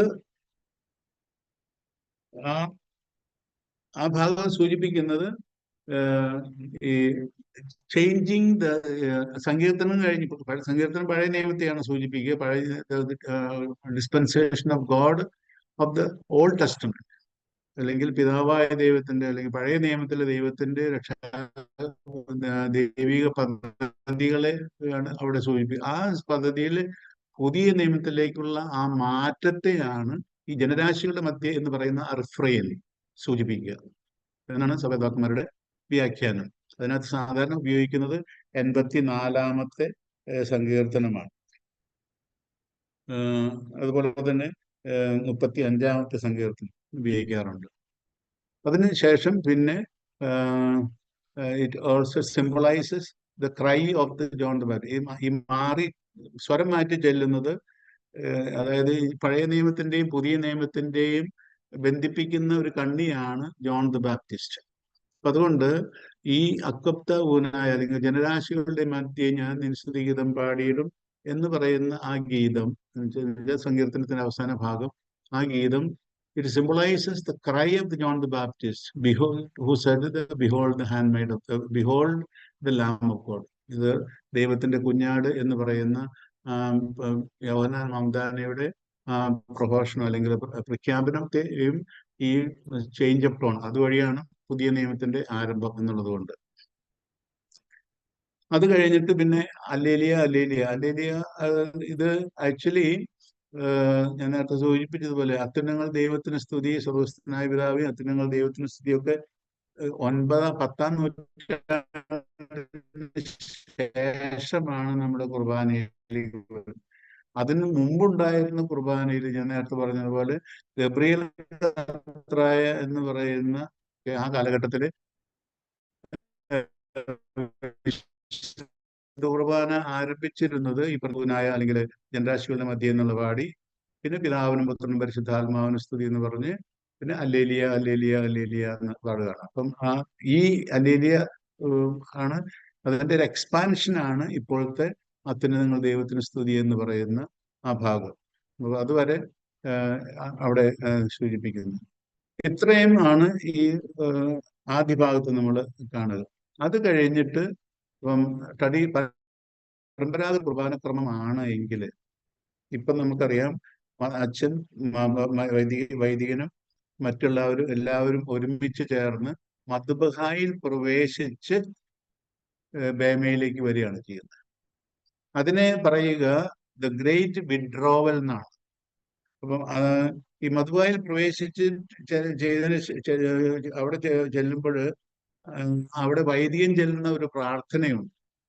ആ പ്രാർത്ഥനയുടെ അർത്ഥം നമുക്കറിയാം. മഹോന്നതമായ കർത്താവേ, അങ്ങയുടെ സമ്പൂജ്യമായ ത്രോണോസിന്റെയും സ്തുത്രകമായ സിംഹാസനത്തിന്റെയും സ്നേഹരേഖയും തുളുമ്പുന്ന ഭയഹീനമായ ന്യായാസനത്തിന് മുമ്പാകെ അങ്ങയുടെ തിരഞ്ഞെടുക്കപ്പെട്ട ജനമായി ഞങ്ങൾ അങ്ങേ ആരാധിക്കുകയും സ്തുതിക്കുകയും ചെയ്യുന്നു എന്ന് പറഞ്ഞിട്ടാണ്. അതുപോലെ അതായത് ഇസയാസ് പ്രവാചകന്റെ 6-ാം അധ്യായം 3-ാമത്തെ വാക്യത്തിൽ നമ്മൾ അറിയാം ഇസയാസ് പ്രവാചകന്റെ ദർശനം. ആ ദർശനത്തിൽ അവിടെ ഇസയാസ് പ്രവാചകൻ കാണും ദൈവത്തിന്റെ മഹത്വം ദർശിക്കുന്ന ഇസയാസ് പ്രവാചകൻ പറയുകയാണ്, എനിക്ക് ദുരിതം, ഞാൻ അസ്വസ്ഥനായിരിക്കുന്നു, ഞാൻ അശുദ്ധമായ അധിവസിക്കുകയും ചെയ്യുന്നത് ഉള്ള ഒരു ഇസയാസ് പ്രവാചകന്റെ ഒരു പ്രഖ്യാപനമുണ്ട്, അല്ലെങ്കിൽ കൺഫെഷനുണ്ട്. ഇത് തന്നെയാണ് ഈ മദ്ബഹായിലേക്ക് പ്രവേശിക്കുന്നത്. മദ്ബഹായിലേക്ക് വൈദികം പ്രവേശിക്കുന്നത് കാര്യം പട്ടം കിട്ടിയത് അധികാരം ഉപയോഗിച്ചാണ് മദ്ബഹായിലേക്ക് പ്രവേശിക്കുന്നത്. എന്നിരുന്നാലും മദ്ബഹായിൽ പ്രവേശിക്കുന്ന വൈദികനും പരിവാരങ്ങളും, പ്രത്യേകിച്ച് പ്രധാന കാർമ്മികൻ വൈദികൻ അവിടെ പ്രവേശിക്കുമ്പോൾ ദൈവത്തിന്റെ അപരിമേയമായ മഹത്വം ദർശിക്കുന്ന അദ്ദേഹം ഈ ഇസയാസ് പ്രവാചകനെ പോലെ തന്റെ അയോഗ്യത മനസ്സിലാക്കിയിട്ട് he's withdrawing from the sanctuary and he's coming to ബേമയിലേക്ക് പ്രവേശിക്കുകയാണ്. എന്തിനാണ് ബേമയിലേക്ക് പ്രവേശിക്കുന്നത്? ഒരുങ്ങാൻ വേണ്ടിയിട്ട്. അതാണ് ഒരു അർത്ഥം. അതായത് പ്രായോഗികമായിട്ടുള്ള അതിന്റെ കാരണം അതാണ്. വൈദികന് സ്വയം ഒരുങ്ങാനും സ്വയം വചനം കൂടി കേട്ട് അതിന് കൂടുതൽ ധ്യാനിച്ച് ഒന്നുകൂടി ഒരുങ്ങിയതിന് ശേഷം അതുമായി പ്രവേശിക്കാൻ വേണ്ടിയിട്ടാണ് അദ്ദേഹം താഴേക്ക് ഇറങ്ങി വരുന്നത്. അതിന്റെ പ്രതീകാത്മകമായ അർത്ഥം അതിന് പറയുക, it symbolises Christ going out into the desert. കർത്താവ് മരുഭൂമിയിലേക്ക് പ്രവേശിക്കുന്നതിന്റെ അടയാളമായിട്ട് മരുഭൂമിയിലേക്ക് പ്രവേശിക്കുന്നത്, going out into the desert and fighting with Satan and entering into the bema. മധുവായിൽ അപ്പൊ മധുവായിൽ നിന്ന് താഴേക്ക് ഇറങ്ങുന്നു. നമ്മളിപ്പോ ഇവിടെ പറയുന്നത് ശരിയായ രീതിയിൽ ദേവാലയം പണിതിരിക്കുന്ന ദേവാലയങ്ങളുടെ കാര്യമാണ്. അതായത് സാധാരണഗതിയിൽ ബേമ ഇരിക്കുന്നത് ഹൈക്കലയിലാണ്. എന്നുവെച്ചാൽ ജനങ്ങൾ ഇരിക്കുന്നിടത്താണ്. അവിടെ ഒരു ഉയർന്ന പീഠത്തേലാണ്, പ്ലാറ്റ്ഫോമിലാണ്. അതാണ് ബേമ എന്ന് പറയുന്നത്. അവിടെയാണ് ഒരു ചെറിയ അൾത്താരയുള്ളത്. ആ അൾത്താര കാൽവരിയാണ്. ആ കാൽവരിയിൽ വെച്ചിരിക്കുന്ന കുരിശ് കാൽവരിയിൽ നാട്ടപ്പെട്ട കുരിശാണ്. കാൽവരിയിൽ വെച്ചിരിക്കുന്ന 2 തിരികൾ പഴയ നിയമത്തെയും പുതിയ നിയമത്തെയും സൂചിപ്പിക്കുന്നത് നമ്മൾ ആദ്യത്തെ ക്ലാസ്സുകൾ നമ്മൾ പറഞ്ഞു കഴിഞ്ഞാണ്. അപ്പൊ അത് ഇരിക്കുന്നത് ഹൈക്കലയിലാണ്. അപ്പം ഹൈക്കലയിൽ നിന്ന് മധുവയിലേക്ക് നമ്മൾ പോകുമ്പോൾ താഴേക്ക് ഇറങ്ങുന്നു. ബേമയിൽ നിന്ന് താഴേക്ക് ഇറങ്ങി ഹൈക്കലയിൽ പ്രവേശിക്കുന്നു. അവിടെ നിന്ന് വീണ്ടും സ്റ്റെപ്പ് കയറി കെസ്ത്രോമയിൽ പ്രവേശിക്കുന്നു. കെസ്ത്രോമ എന്ന് പറയുന്നത് പറുദീസയുടെ പ്രതീകമാണ്. കെസ്ത്രോമയിൽ നിന്ന് പിന്നെ 2 സ്റ്റെപ്പ് കൂടി മുകളിലോട്ട് കയറി മധുബായിലേക്ക് പ്രവേശിക്കുകയാണ് ചെയ്യുന്നത്. അപ്പം മധുബായിൽ നിന്ന് ഇറങ്ങി വരുമ്പോൾ നേരെ തിരിച്ച് താഴേക്ക് ഇറങ്ങി ബേമയിൽ അല്ലെങ്കിൽ ഹൈക്കലയിൽ പ്രവേശിച്ച് വീണ്ടും ഹൈക്കലയിലേക്ക് പ്രവേശിക്കുന്നു പറഞ്ഞാൽ മരുഭൂമിയിലേക്ക് പ്രവേശിക്കുന്നു. അത് കഴിഞ്ഞ് വീണ്ടും ബേമയിലേക്ക് പ്രവേശിക്കുമ്പോൾ ജെറുസലത്തേക്ക് പ്രവേശിക്കുന്നു. അതാണ് അതിന്റെ സിംബോളിക് ആയിട്ടുള്ള അർത്ഥം. അതിപ്പം നടക്കുന്നത് ഖുർആനയുടെ ആരംഭത്തിൽ തന്നെയാണ് എന്നുള്ളൊരു ചെറിയൊരു വ്യത്യാസം ഇപ്പോഴുണ്ട്. ഐഡിയൽ ആയിട്ടുള്ളത് സങ്കീർത്തനങ്ങൾ ആലപിച്ചതിന് ശേഷമാണ് സാധാരണഗതിയിൽ വരുന്ന. ആ നേരത്താണ് വിധി തുറക്കുന്നതും തിരികളൊക്കെ മധുബ തുറക്കുന്നതൊക്കെ ആ സമയത്താണ്. പക്ഷെ ഇപ്പം ഞാൻ പറഞ്ഞ പോലെ ഖുർആനയുടെ ആരംഭത്തിലാണ് ഇതിപ്പോൾ നമ്മൾ ചെയ്യുന്നത്. പിന്നെ അത് കഴിഞ്ഞ് താഴേക്ക് വന്നു കഴിയുമ്പോൾ നടക്കുന്ന നമ്മുടെ മധുബായിലേക്ക് വരുമ്പോൾ നമുക്കറിയാം വൈദികനും മറ്റ് ശുശ്രൂഷകളെല്ലാം. അപ്പം ഒരാള് തിരി പിടിച്ച് ഒരാള് വിശുദ്ധ സുവിശേഷ ഗ്രന്ഥം കയ്യിലെടുത്തിട്ടുണ്ട്. മറ്റേ ആള് വിശുദ്ധ സ്ലീവ എടുത്തിട്ടുണ്ട്. വേറെ 2 പേര് ഡീക്കന്മാര് 2 തിരികൾ പിടിച്ചിട്ടുണ്ട്. ഇതാണ് പിന്നെ ധൂപക്കുറ്റി എല്ലാം ഉണ്ട്. അപ്പൊ താഴേക്ക് വരുന്നതനുസരിച്ച് സുവിശേഷ ഗ്രന്ഥം മധുബായിൽ വെക്കുന്നു. മധുബായുടെ വലതുവശത്ത് അല്ലെങ്കിൽ നമ്മുടെ ഇടതുവശത്ത് മധുബായിൽ വെക്കുന്നു. പിതാവായ ദൈവത്തിന്റെ മധുബ എന്ന് പറയുന്നത് മധുബ നമ്മെ നോക്കിയാണ്, നമ്മെ നോക്കി നിൽക്കുന്നു എന്നുള്ളതാണ് സങ്കല്പം. അപ്പം കർത്താവ് ദൈവം അല്ലെങ്കിൽ പരിശുദ്ധ ത്രിത്വത്തിന്റെ സിംഹാസനമാണത്. ആ സിംഹാസനത്തിൽ പിതാവും പുത്രനും പരിശുദ്ധാത്മാവും നമ്മെ നോക്കി നിൽക്കുന്നു. അപ്പൊ പിതാവിന്റെ വലതുവശത്ത് നമ്മെ നോക്കി നിൽക്കുന്ന പിതാവിന്റെ വലതുവശത്താണ് സുവിശേഷ ഗ്രന്ഥം വയ്ക്കുന്നത്, അല്ലെങ്കിൽ നമ്മുടെ ഇടതുവശത്താണ് സുവിശേഷ ഗ്രന്ഥം വയ്ക്കുന്നത്. അപ്പൊ അവിടെ വെച്ച് സുവിശേഷ ഗ്രന്ഥം വെക്കുന്നു. അതിനുശേഷം സ്ലീവ കൊണ്ടുവന്നിട്ട് ബേമയിലുള്ള ചെറിയ അൾത്താരയില് കാൽവരിയിൽ പ്രതിഷ്ഠിക്കുന്നു. അതിനെയാണ് എൻത്രോൺമെന്റ് ഓഫ് ദ ക്രോസ് എന്ന് പറയുന്നത്. അത് ബേമയിലെ കാൽവരിയിൽ പ്രതിഷ്ഠിച്ചതിന് ശേഷമാണ് ഒരു പാട്ട് പാടുന്നത്. ഓനിസാദ് കങ്ക എന്ന് പറയുന്നത്, അതായത് കുരിശിന്റെ റാസക്രമത്തില് ആ പാട്ടുണ്ട്. നാഥനിലെന്നും നമ്മുടെ ഹൃദയം ആനന്ദിച്ചിടും സ്ലീവ നമ്മൾക്കെന്നും ഉറവിടമാന്ന് പറയുന്ന ആ പാട്ട് പാടും. അത് പാടുന്നത് എൻത്രോൺമെന്റ് സോങ് ആണ്. ഒരു മറുവശത്ത് it is also for the veneration of the cross. അപ്പം റാസക്രമത്തിൽ നിങ്ങൾ റാസയിൽ സംബന്ധിച്ചിട്ടുള്ള ആളുകളാണെങ്കിൽ ഇവിടെ നമ്മൾ ഓർക്കുന്നുണ്ടായിരിക്കും, വിശുദ്ധ സ്ലീവ എല്ലാവരെയും ചുംബിക്കാനായിട്ട് വൈദികന് എല്ലാവരും വന്ന് ചുംബിക്കുന്നതായിട്ട് നമുക്കറിയാം. വെനറേഷൻ ഓഫ് ദ ക്രോസ് ആണ്. ഈ വെനറേഷൻ ഓഫ് ദ ക്രോസ് എന്ന് പറയുന്നത് ഒരു കൂദാശയായിട്ടാണ് പൗരസ്ത്യ സുറിയാനി സഭയിൽ കാണുക. അപ്പൊ അതുകൊണ്ട് അത് പ്രസ്റ്റീജ് എൻത്രോൺമെന്റ് കഴിഞ്ഞ് കുരിശിനെ ആരാധിക്കുന്നു അല്ലെങ്കിൽ വണങ്ങുന്നു. ആ വണങ്ങുന്നതിന്റെ ഒരു ഭാഗ്യ പ്രകടനമാണ് അത് സ്ലീവ ചുംബനം എന്ന് പറയുന്ന ആ ശുശ്രൂഷ. Raising of the cross on the bema in the company of the deacons and the priests is the mystery of the frequent going up of Jesus to Jerusalem, accompanied by his 12 and 72 disciples എന്നാണ് Gabriel കത്രായ എന്ന് പറയുന്ന വ്യാഖ്യാതാവ് പറയുന്നത്. അപ്പോൾ veneration of the cross ഞാൻ നേരത്തെ പറഞ്ഞതുപോലെ അതൊരു കൂദാശയായിരുന്നു എന്ന് അബ്ദീശ പറയുന്നുണ്ട്. അബ്ദീശ എന്ന് പറയുന്നത് 13-13 നൂറ്റാണ്ടിൽ ജീവിച്ചിരുന്ന ഒരു കാനനിസ്റ്റാണ്. അദ്ദേഹത്തിന്റെ കൂദാശകളുടെ അബ്ദീശ തന്നിരിക്കുന്ന ലിസ്റ്റാണ് പൗരസ്ത്യ സുറിയാനി സഭയിലെ കൂദാശകളുടെ എണ്ണം അവിടെയാണ്. അപ്പൊ നമ്മള് ഇപ്പൊ കത്തോലിക്ക സഭയിലുള്ള 7 കൂദാശകളല്ല അബ്ദീശ തന്നിരിക്കുന്ന കൂദാശകൾ. പക്ഷെ അബ്ദീശ തന്നിരിക്കുന്ന കൂദാശകളുടെ ലിസ്റ്റിനകത്ത് വെനറേഷൻ ഓഫ് ദ ക്രോസ് അല്ലെങ്കിൽ ദ ക്രോസ് ഈസ് ലൈഫിംഗ് ക്രോസ് എന്ന് പറയുന്ന ഒരു കൂദാശയായിട്ടാണ് അദ്ദേഹം അവിടെ പ്രതിപാദിക്കുക. അതിന്റെ പ്രാധാന്യം നമ്മൾ ഓർത്തിരിക്കുക. വിശുദ്ധ കുരിശിന് നമ്മൾ വണങ്ങുന്നത് ഒരു കൗദാശികമായിട്ടുള്ള ഫലം കിട്ടുന്ന ഒരു കാര്യമാണ് സ്ലീവ ചുംബനം എന്ന് പറയുന്ന ആ പ്രക്രിയ, അല്ലെങ്കിൽ ആ നമ്മുടെ ഭക്തി പ്രകടനം. അതൊന്ന് നമ്മൾ ഓർത്തിരിക്കേണ്ട ഒരു കാര്യമാണ്. അത് കഴിഞ്ഞിട്ട് വരുന്നതാണ് ഇൻസെൻസിങ്, ധൂപിക്കുന്ന ശുശ്രൂഷ. നമ്മുടെ കുർബാനയിലെ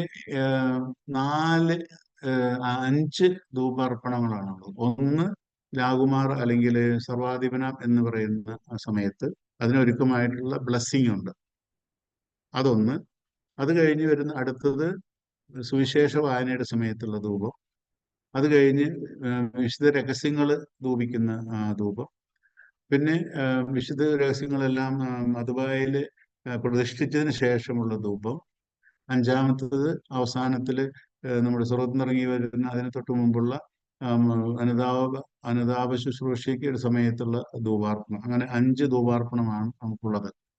ഇതിനകത്ത് ആദ്യത്തെ ഈ സർവാധിപനം എന്നുള്ളതിന് മുമ്പുള്ള ധൂപാർപ്പണമാണ്. ആ ധൂപാർപ്പണത്തിന്റെ അർത്ഥം, പൊതുവെ ധൂപാർപ്പണത്തിന്റെ അർത്ഥം എന്ന് പറയുന്നത് glorification of God and sanctification of man. ദൈവമഹത്വവും മനുഷ്യരുടെ വിശുദ്ധീകരണവുമാണ് ധൂപാർപ്പണത്തിന്റെ പ്രധാനപ്പെട്ട 2 ലക്ഷ്യങ്ങൾ. Glorification of God and sanctification of man. പക്ഷെ എന്നിരുന്നാലും അത് ഈ ധൂപാർപ്പണത്തിന്റെ അർത്ഥം എന്താണെന്ന് നമുക്ക് മനസ്സിലാകണമെങ്കിൽ ധൂപം ആസ്വദിക്കുന്ന ഏത് ധൂപാർപ്പണമാണോ അതിന് തൊട്ട് മുമ്പ് ആ ധൂപം ആസ്വദിക്കുന്ന പ്രാർത്ഥനകളുണ്ട്.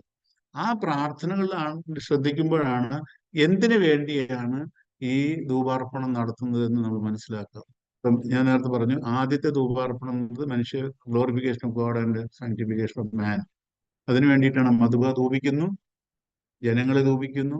ജനങ്ങൾ അങ്ങ് പള്ളിയുടെ മധുബ മുതൽ ആനവാതിൽ വരെ ശുശ്രൂഷി ധൂപം കൊണ്ടുപോയി എല്ലാവരെയും ധൂപിക്കുന്നതായിട്ട് നമുക്കറിയാമല്ലോ.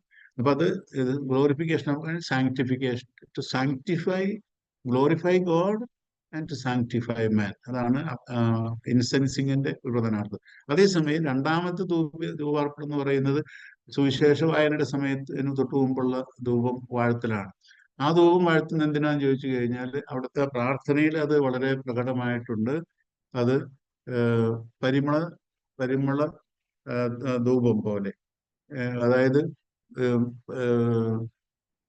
വായിക്കാൻ പോകുന്ന വിശുദ്ധ ഗ്രന്ഥം അല്ലെങ്കിൽ സുവിശേഷം മധുരസ്വരം അല്ലെങ്കിൽ ടേസ്റ്റി ആകട്ടെ, അല്ലെങ്കിൽ സുഗന്ധപൂരിതമാകട്ടെ, വചനവും ഈ ധൂപവും തമ്മിൽ കലരുമ്പോൾ ഈ വചനം ഏറ്റവും ഹൃദ്യമായി, ഏറ്റവും സ്വീകാര്യമായിട്ട് വരും എന്നുള്ള ആ ഒരു കാഴ്ചപ്പാടാണ് ആ ധൂപാർപ്പണത്തിന്റെ ഒരു പ്രധാനമായ ത്രസ്റ്റ്. ഇതാണ്. പിന്നെ മറ്റത് ശുശ്രൂഷ ആസ്വദിക്കാനായി അല്ലെങ്കിൽ വിശുദ്ധീകരിക്കാനായിട്ട്, ദിവ്യരഹസ്യങ്ങൾ വിശുദ്ധീകരിക്കാൻ, അതുപോലെ തന്നെ അതിനുശേഷമുള്ള വിശുദ്ധ വസ്തുക്കളൊക്കെ ഒരുക്കിയതിന് ശേഷമുള്ളത് ധൂപിക്കുന്നത് എംബാമിങ് ഒക്കെ ആയിട്ടുള്ള അർത്ഥങ്ങളാണ്.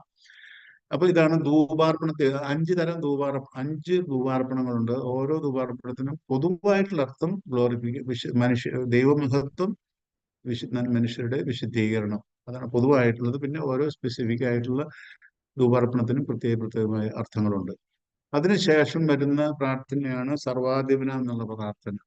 അതിന് മുമ്പുള്ള പ്രാർത്ഥന, സർവാധിപനത്തിന് മുമ്പുള്ള പ്രാർത്ഥനയില് the love of God and the light of faith. ഞങ്ങളുടെ കർത്താവായ ദൈവമേ, അങ്ങയുടെ സ്നേഹത്തിൽ പരിമളം ഞങ്ങളെ വീശുകയും അങ്ങയുടെ സത്യത്തിന്റെ ജ്ഞാനം ഞങ്ങളുടെ ആത്മാക്കളെ പ്രകാശിപ്പിക്കുകയും ചെയ്യുമ്പോൾ സ്വർഗത്തിൽ നിന്ന് പ്രത്യക്ഷനായ അങ്ങയുടെ തിരുപ്പാനം സ്വീകരിക്കുവാൻ ഞങ്ങൾക്ക് ഇടയാകട്ടെ. സകല സൗഭാഗ്യങ്ങളും നന്മകളും നിറഞ്ഞ് മുടിചൂടി നിൽക്കുന്ന സഭയിൽ നിരന്തരം അങ്ങയെ സ്തുതിക്കുവാനും മഹത്വപ്പെടുത്തുവാൻ ഞങ്ങളുടെ യോഗ്യരാകട്ടെ എന്ന് തുടർന്നെല്ലാവരുടെയും.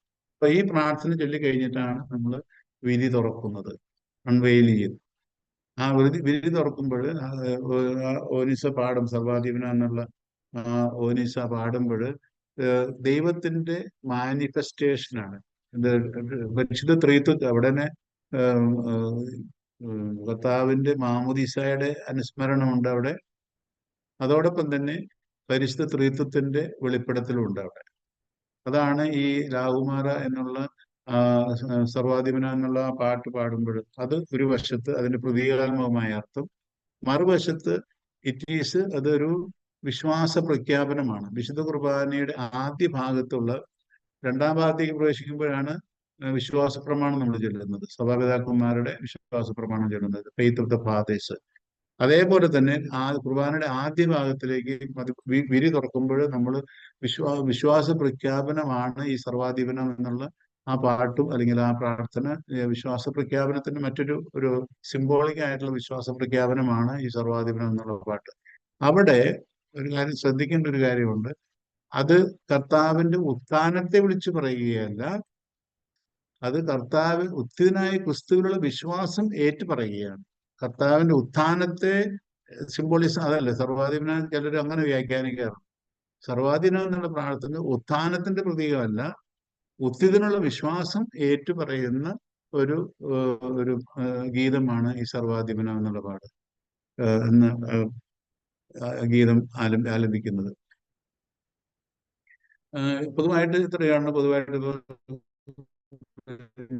എന്തെങ്കിലും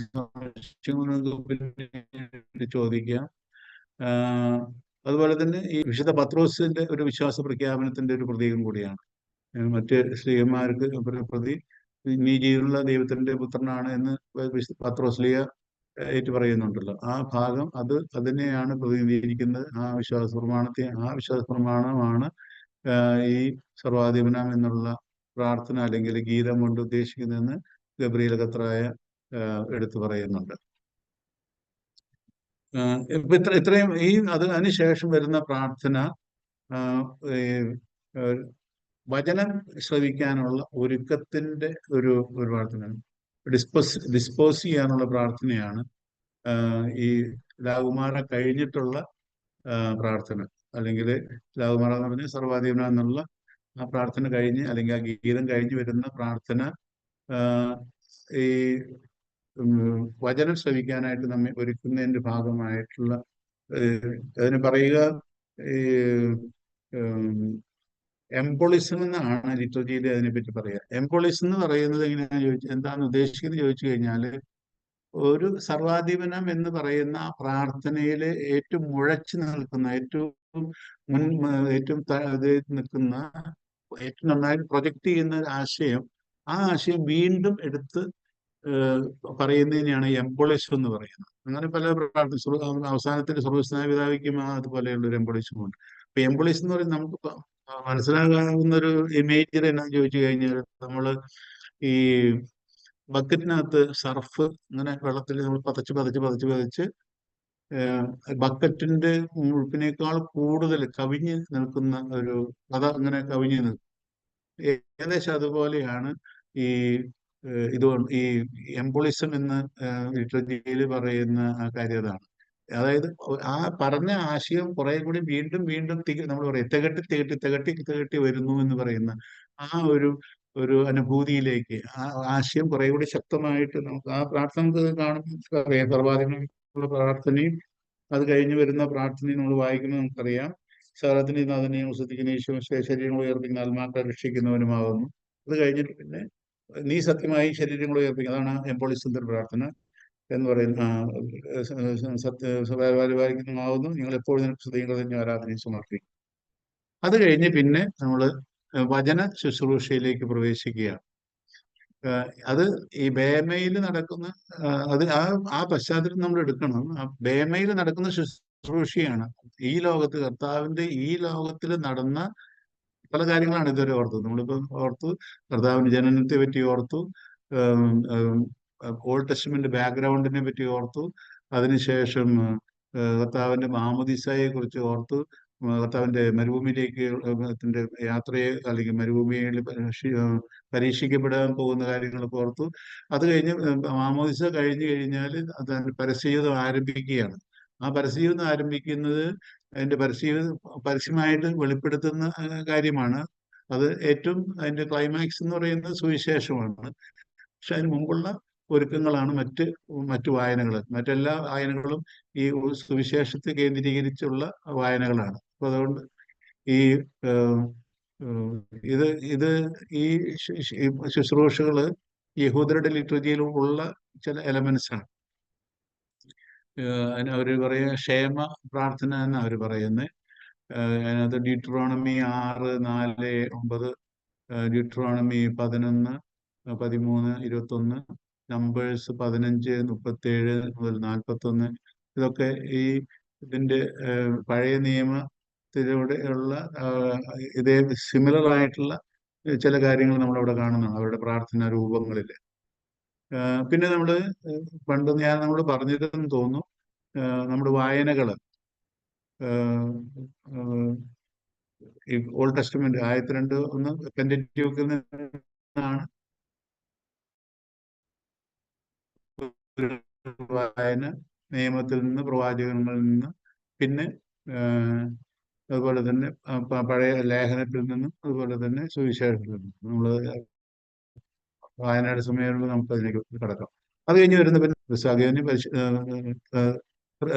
ത്രൈശുദ്ധ കീർത്തനം എന്ന് നമ്മൾ മലയാളത്തിലെ പറയുന്ന ശബ്ദം ഉയർത്തി പാടിടുവിൻ എന്നുള്ള പ്രാർത്ഥനയും ആഹ്വാനവും അതിനുശേഷം വരുന്ന ആ പ്രാർത്ഥനയും, ഇത് എല്ലാ ലിറ്റർജിയിലുള്ള ഒരു ഒരു ഒരു പ്രാർത്ഥനയാണ് ഇത്. ഈ ത്രിസാഗിയോൻ എന്നുള്ള പ്രാർത്ഥന മലങ്കരക്കാർക്കുണ്ട്, യാക്കോബായ സഭയിലുണ്ട്, വയസ്സിന്റെയും സഭയിലുണ്ട്. എല്ലാ പൗരസ്ത്യ സഭകളിലും നമുക്ക് കാണാൻ പറ്റുന്ന ഒന്നാണ് ഈ ത്രിസാഗിയോൻ എന്ന് പറയുന്ന ആ ഗീതം.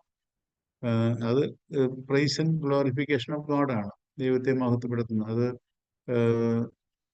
ദൈവം അപരിമേയനാണ്, ത്രിത്വമാണ്, ഇൻഡിവിസിബിൾ ആണ്, ട്രാൻസെൻഡന്റ് ആണ്. ഇങ്ങനെയുള്ള കുറെ കാര്യങ്ങൾ, പരിശുദ്ധനായ ദൈവമേ, പരിശുദ്ധനായ ബലവാനെ, പരിശുദ്ധനായ അമർത്തിനെ, മലങ്കര സഭയിൽ ഏകദേശം അതുപോലെ തന്നെ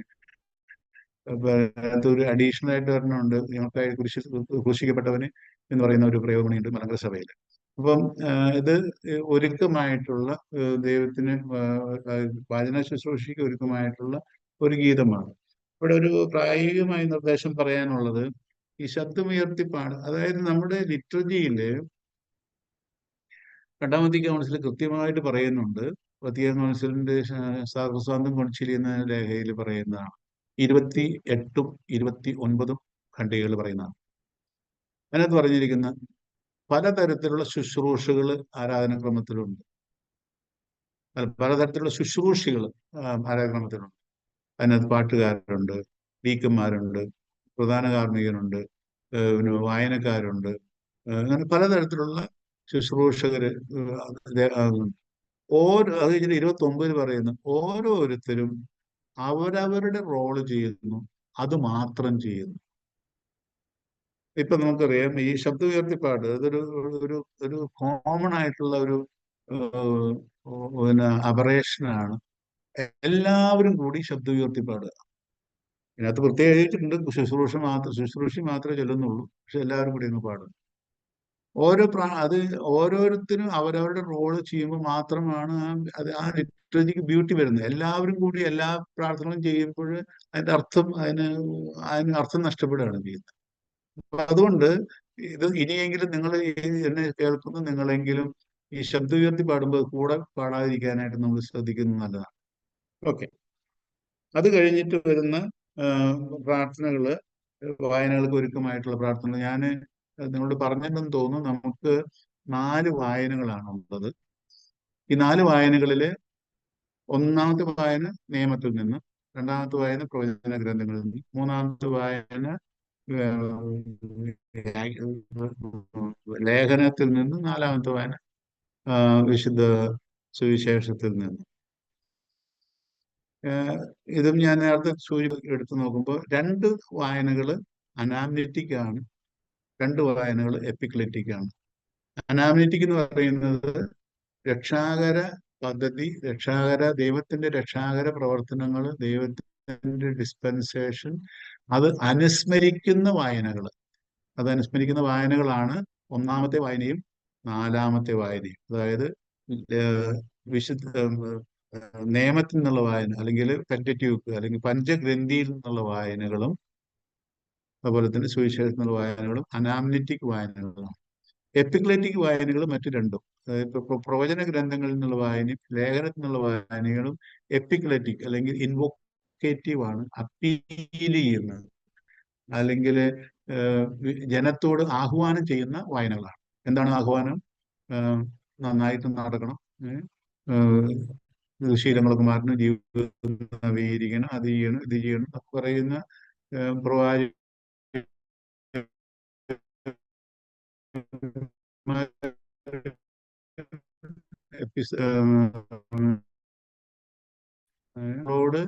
നമ്മളോട് ആഹ്വാനം ചെയ്യുന്ന. ലിങ്ക് പോകുന്നുണ്ട്, അത് കാരണം ക്ലിയർ ആകുന്നില്ല.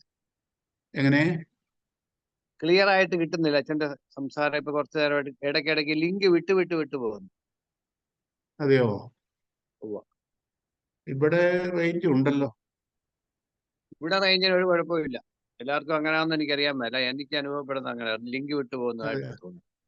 മറ്റുള്ളവർക്ക് ഇനി കേൾക്കുന്നുണ്ടോ? ക്ലിയർ ആയിട്ട് കേൾക്കുന്നുണ്ട്, കുഴപ്പമില്ല. കേൾക്കുന്നുണ്ടോ? ആ ആ, ഓക്കെ ഓക്കെ. ആ. ക്ലിയർ ആകാത്ത എത്ര പേർക്കുണ്ടാവോ? ചിലപ്പം ആ ശബ്ദം ഒന്ന് വലിഞ്ഞു വലിഞ്ഞു പോകുന്നതായിട്ട് തോന്നിയിട്ടുണ്ടേ. ആ, ഓക്കെ. അതിന് ഞാനിപ്പോ ആ, ഇന്ന് ഞാൻ നേരത്തെയൊക്കെ മൊബൈലിലായിരുന്നു ചെയ്തുകൊണ്ടിരുന്നത്. ഇപ്പൊ ഞാൻ കമ്പ്യൂട്ടറിലാണ് ചെയ്യുന്നത്. അതിന്റെ ആണോ എന്ന് അറിയത്തില്ല.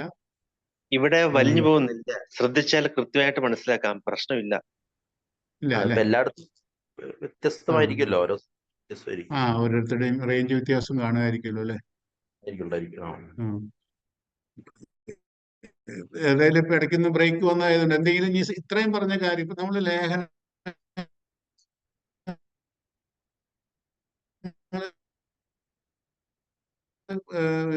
വായ ചോദിക്കാനായിട്ട്.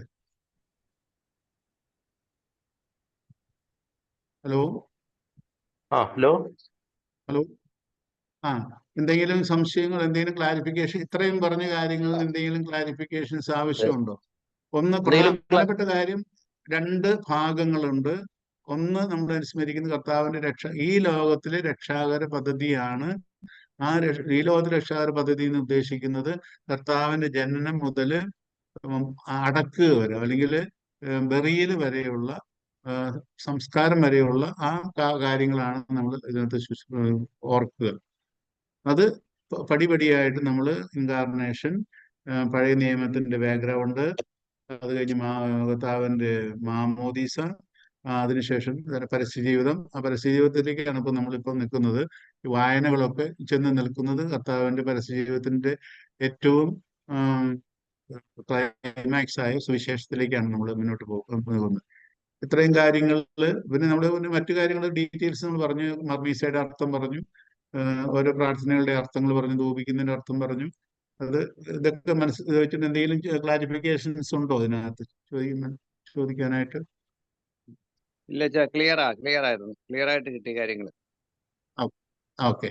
ഇനി നമ്മള് ഈ വായനകളുടെ കാര്യം, അനാലിറ്റിക് വായനകൾ ഞാൻ നേരത്തെ പറഞ്ഞു കഴിഞ്ഞാണ്. അത് ക്ലാസിന്റെ കഴിഞ്ഞ് എന്താണ് സമയം ഏകദേശം ആയിട്ടുണ്ട് ക്ലാസിന്റെ. സമയമായോ? എന്നാൽ പെട്ടെന്ന് കൺക്ലൂഡ് ചെയ്യാം. അത് കഴിഞ്ഞിട്ട് നമ്മള് വായനകളെല്ലാം രഹസ്യം പ്രധാനമായിട്ട് ഉദ്ദേശിക്കുന്നത് കർത്താവിന്റെ പരസ്യ ജീവിതമാണ്. ആ പരസ്യ ജീവിതം, അതായത് പഴയ നിയമത്തിന്റെ ബാക്ക്ഗ്രൗണ്ടും അതുപോലെ തന്നെ പുതിയ നിയമത്തിന്റെ ഏറ്റവും ക്ലൈമാക്സ് സുവിശേഷ ഗ്രന്ഥം ആണ് എന്നുള്ളതാണ്. അപ്പം അതുകൊണ്ടാണ് നമ്മൾ മറ്റു വായനയുടെ സമയത്തൊക്കെ ഇരിക്കുന്നു, പക്ഷെ സുവിശേഷ വായനയുടെ സമയത്ത് നമ്മൾ നിൽക്കുന്നതിന്റെ ഒരു കാരണം അത് കർത്താവ് തന്നെ നമ്മളോട് നേരിട്ട് സംസാരിക്കുന്നു. കർത്താവിനോടുള്ള നമ്മുടെ ആദരവും ബഹുമാനവും കാണിക്കാൻ വേണ്ടിയിട്ടാണ് നമ്മൾ സുവിശേഷ വായനയുടെ സമയത്ത് നിൽക്കുന്നത്. ഇതാണ് പൊതുവായിട്ട് പറയാനുള്ളത്. പിന്നെ അതിനുള്ള ഈ വായനകൾക്കൊക്കെയുള്ള ഒരുക്കങ്ങളാണ് മറ്റ് തുർഗാമ പ്രാർത്ഥനകളൊക്കെ. അതായത് ഗീതങ്ങളുണ്ടല്ലോ, സങ്കീർത്തനം, ഈ രാസക്രമത്തിലൊക്കെ കുറെ ഗീതങ്ങളുണ്ട്, നമുക്കറിയാമല്ലോ. ആ ഗീതങ്ങളൊക്കെ സൂചിപ്പിക്കുന്നത് ഇതിനെല്ലാം ഒരുക്കാണ്. ഉദാഹരണത്തിൽ തുർഗാമ എന്ന് പറയുന്നത് എക്സോർട്ടേഷനും, അതായത് ഒരു വായനയ്ക്കകത്ത് എന്താണ് പ്രധാന കണ്ടന്റ് എന്നുള്ളതാണ് ഈ തുർഗാമ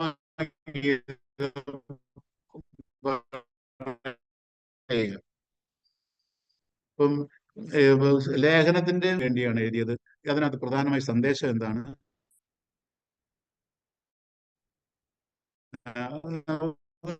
അതൊക്കെയാണ് ഈ തുർഗാമയ്ക്ക് മുമ്പ്, തുർഗാമയിൽ നമ്മൾ തന്നെ ആരാണ് എഴുതിയത്? യോഹന്നാനാണ് എഴുതിയത്, മത്തായി ആണ് എഴുതിയത്, മർക്കോസ് ആണ് എഴുതിയത്, ലൂക്കായാണ് എഴുതിയത്.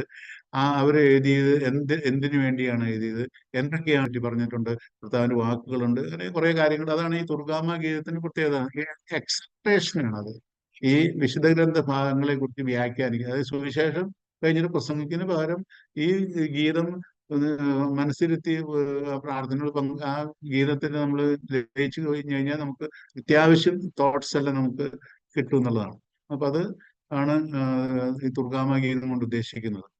പിന്നെ ഞാൻ നേരത്തെ പറഞ്ഞു ബ്ലസ്സിങ് ഓഫ് ദ ഇൻസെൻസ്, അതായത് ഫ്രേഗ്രൻസ്, സ്വീറ്റ് ഫ്രേഗ്രൻസ് മിക്സ് ചെയ്യാൻ വേണ്ടി സുവിശേഷ വായനയുമായിട്ട് മിക്സ് ചെയ്ത് അത് കേൾക്കുന്നവർക്ക് അത് അനുഭവവേദ്യമാകാനും സ്വീകാര്യമാകാനും അനുഗ്രഹദായകമാകാനും മാധുര്യമുള്ളതായി തീരുവാനുമായിട്ടാണ് ആ മിക്സിങ് അപ്പൊ ധൂപം അവിടെ നടക്കുന്നത്.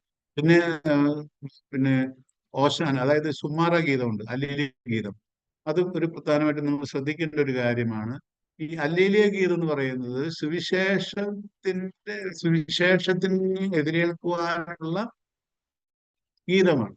അവിടെ നമ്മൾ മറ്റു ഗീതങ്ങൾ പാടാൻ പാടില്ല ശരിക്കും. ഉദാഹരണത്തിന് വിശ്വാസികളെ കേൾപ്പിൻ, അതൊന്നും അപ്പ പാടാനുള്ള പാട്ട്, അല്ലെങ്കിൽ യോദയ സഭയിൽ മത്തായി, അതൊന്നും അപ്പ പാടുന്ന പാട്ടില്ല. ഇവിടെ പാടുന്നത് സുമ്മാറ ഗീതം എന്ന് പറയുന്നത് സുവിശേഷ പ്രദർശനത്തിന് പാടുന്ന പാട്ട് അല്ലേലിയ ഗീതമാണ്, സുമ്മാറ ഗീതമാണ്. That is the praises of the disciples and children crying and saying hosanna to the son of David on his solemn entrance to Jerusalem. അതിന്റെ വ്യാഖ്യാനം അതാണ്. അതായത് കർത്താവ് സുവിശേഷമായിട്ട് മുകളിൽ നിന്ന് താഴേക്ക് വരുമ്പോൾ ജനങ്ങൾ എതിരേൽക്കുന്നതിന്റെ അടയാളമായിട്ടാണ് ഈ സുമ്മാറ ഗീതം അല്ലെങ്കിൽ അല്ലേലിയ ഗീതം പാടുന്നത്. അപ്പൊ അതിന് പകരം വേറെ പാട്ടുകൾ പാടിക്കഴിഞ്ഞാൽ ആ പാട്ടിന് യാതൊരു അർത്ഥവുമില്ല. അതുകൊണ്ട് ഇവിടെ പലയിടത്തും നമുക്ക് കാണാം വേറെ കുറെ പാട്ടുകൾ, മറ്റ് റാസക്രമത്തിലുള്ള പാട്ടുകൾ ചിലർ പാടാറുണ്ട്. അത് അവിടെ നീതീകരിക്കാവുന്നതല്ല.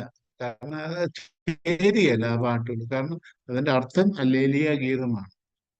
അത് കഴിഞ്ഞിട്ട് പിന്നെ വെനറേഷൻ ഓഫ് ദ ക്രോസ് ഉണ്ട്, വെനറേഷൻ ഓഫ് ദ ഗോസ്പൽ, സുവിശേഷ ചുംബനം, സുവിശേഷത്തിന് വണക്കമാണ്. അത് ശരിക്കും പറഞ്ഞാൽ അത് താഴെ വന്ന് എല്ലാവരെയും കൂടി സ്ലീവ ചുംബിക്കുന്നത് പോലെ ചുംബിക്കേണ്ടതാണ്. പക്ഷെ അത് ഇപ്പം മധുബായിൽ വെച്ച് തന്നെ അത് തീർത്ത്, അത് എൻ്റെ ചില കൺഫ്യൂഷൻസ് അവിടെ ഉണ്ട്. ഇപ്പോൾ ആ ക്രമത്തിൽ തന്നെ കൺഫ്യൂഷൻ ഉണ്ട്. കാരണം മുകളിലോട്ട് പോകുമ്പോൾ അല്ലേലിയ പാടും, പിന്നെ സുവിശേഷ പ്രദർശനത്തിന്റെ സമയത്ത് അല്ലേലിയ ഗീതം ഇല്ല, പകരം വേറെ പാട്ടുകളൊക്കെ പാട്ടും. അങ്ങനെയുള്ള ചില കോൺട്രഡിക്ഷൻസ് ഇപ്പൊ ഉണ്ട്. അത് നമുക്ക് അതിനെപ്പറ്റി നമുക്കിപ്പോ പിതാക്കന്മാർ പറയുന്ന പോലെ അല്ലെങ്കിൽ ടെക്സ്റ്റ് ഉണ്ടാക്കിയിരിക്കുന്ന പോലെ ചെയ്യാന്ന് മാത്രമേ ഇപ്പൊ നമുക്ക് അതിനെപ്പറ്റി പറയാൻ പറ്റുള്ളൂ. അത് കഴിഞ്ഞിട്ട് സുവിശേഷ വായന, അത് കർത്താവ് തന്നെ നമ്മൾ സംസാരിക്കുന്നതാണ്. അപ്പൊ ഈ വായനകളെ പറ്റി പൊതുവായിട്ട് പറയാനുള്ളൊരു കാര്യം, വായിക്കുമ്പോൾ മോശയാണ് നമ്മോട് സംസാരിക്കുന്നത്, പ്രവാചകനാണ് നമ്മളോട് സംസാരിക്കുന്നത്, പൗലോസ്ലീഹയാണ് നമ്മൾ സംസാരിക്കുന്നത്, കർത്താവാണ് നമ്മൾ സംസാരിക്കുന്നത്. അതുകൊണ്ട് തന്നെ ഒരു ട്രഡീഷണലിലും ഒരു സഭയിലും ഇല്ല, ലത്തീൻ സഭയിലും ഇല്ല, അതായത് വാക്യങ്ങൾ പറയുന്ന രീതി, അധ്യായം 1 വാക്യങ്ങൾ 12 എന്നൊന്നും പറയേണ്ട കാര്യമൊന്നുമില്ല. കാരണം കർത്താവ് തന്നെ നമ്മളോട് നേരിട്ട് സംസാരിക്കുകയാണ്. He speaks directly to us. അപ്പൊ അവിടെ തന്നെ വാക്യങ്ങളൊക്കെ വരുന്നത് 12ാം നൂറ്റാണ്ടിലാണ് ഈ വാക്യങ്ങളും അധ്യായങ്ങളൊക്കെ ആയിട്ട് ബൈബിളിനെ തിരിക്കുന്നത്. അപ്പൊ അതുകൊണ്ട് ഇത് വചനം ഇറ്റ്സ് എ പ്രൊക്ലമേഷനാണ്. അത് എപ്പോഴും നമ്മൾ മനസ്സിലാക്കും. അപ്പോൾ ഈ വായിക്കുന്ന ആളുകൾ വിശുദ്ധ, പ്രത്യേകിച്ച് ക്ലാസ്സിൽ പറയുമ്പോൾ നമ്മൾ അധ്യായങ്ങളും വാക്യങ്ങളൊക്കെ പറഞ്ഞു, അതിന് കുഴപ്പമില്ല. പക്ഷെ ലിറ്റർജിയിൽ നമ്മൾ ഒരിക്കലും ഈ വാക്യങ്ങളും അവിടെ ബാക്കി കാര്യങ്ങൾ പറയുന്നത് ആ കോണ്ടെക്സ്റ്റ് പിടികിട്ടാൻ വേണ്ടിയാണ്. പത്രോസിലെ യോഹന്നാൻ എഴുതിയ സുവിശേഷം എന്ന് പറയുന്നത് ആ ബാക്ക്ഗ്രൗണ്ടിൽ നമുക്കത് കേൾക്കാൻ വേണ്ടിയിട്ടാണ്. അല്ലെങ്കിൽ മത്തായി എഴുതിയതാണ്, കാരണം മത്തായി എഴുതിയിരിക്കുന്ന ജൂയിഷ് പീപ്പിളിന്റെ മുന്നിൽ കണ്ടുകൊണ്ടാണ്. ലൂക്ക എഴുതിയിരിക്കുന്നത് ജെന്റൈൽസിന് കണ്ടുകൊണ്ടാണ്. അതുപോലെ തന്നെ മാർക്കോസ് എഴുതുന്നത് ഒരു മാത്യുവിന്റെ മറ്റൊരു വേർഷനാണ് മാർക്കിന്റെ. അതുപോലെ യോഹന്നാൻ എഴുതുന്നത് ഒരു ദൈവശാസ്ത്രപരമായ സമീപനത്തിൽ എഴുതുന്നതാണ് യോഹന്നാൻ. അപ്പൊ അത് യോഹന്നാൻ എഴുതിയതാണെന്ന് പറയുന്നത് ബാക്ക്ഗ്രൗണ്ട് പിടികിട്ടാൻ വേണ്ടിയിട്ടാണ്. അല്ലെങ്കിൽ തെസ്സലോനിക്കാർക്ക് എഴുതിയതാന്ന് പറയുന്നത് ആ ബാക്ക്ഗ്രൗണ്ട് പിടികിട്ടാൻ വേണ്ടിയിട്ട്. പക്ഷെ അധ്യായങ്ങൾ പറയുന്നത് പ്രത്യേക ഗുണമൊന്നുമില്ല. കാരണം ബൈബിൾ പിടിച്ചോണ്ടല്ല നമ്മൾ കുർബാനയിൽ പങ്കെടുക്കുന്നത്. We listen to the word of God proclaimed. വചനം പ്രഘോഷിക്കപ്പെടുന്ന അല്ലെങ്കിൽ പ്രൊക്ലെയിം ചെയ്യപ്പെടുന്ന വചനം കേൾക്കുക എന്നുള്ളതാണ് നമ്മുടെ ഉത്തരവാദിത്വം. അത് കേട്ട് നമ്മുടെ ഹൃദയം. പക്ഷെ ഈ പെന്തക്കോസ്തുകാരോ മറ്റു ആളുകളൊക്കെ നമുക്ക് കണ്ടിട്ടുണ്ട്, ബൈബിളുമായിട്ട് പോകും. ബൈബിൾ വായിക്കുമ്പോൾ വായിച്ചു അവർക്ക് വായിക്കുന്ന നേരത്തെ ഇവരും പുസ്തകം വായിച്ചുകൊണ്ടിരിക്കും. അതല്ല നമ്മുടെ രീതി. When somebody is reading the word of God, we listen to it and try to imbibe the message. അതാണ് ഉദ്ദേശിക്കുന്നത്. പിന്നെ ഹോമിലി, പിന്നെ കാറോസൂസ എന്ന് പറയുന്നത് ഏഹ്, ഏഹ്, ഇതിപ്പോ കൊടുത്തിട്ടുണ്ട്. ഏറ്റവും ഡീറ്റെയിൽഡ് ആയിട്ടുള്ളതാണ്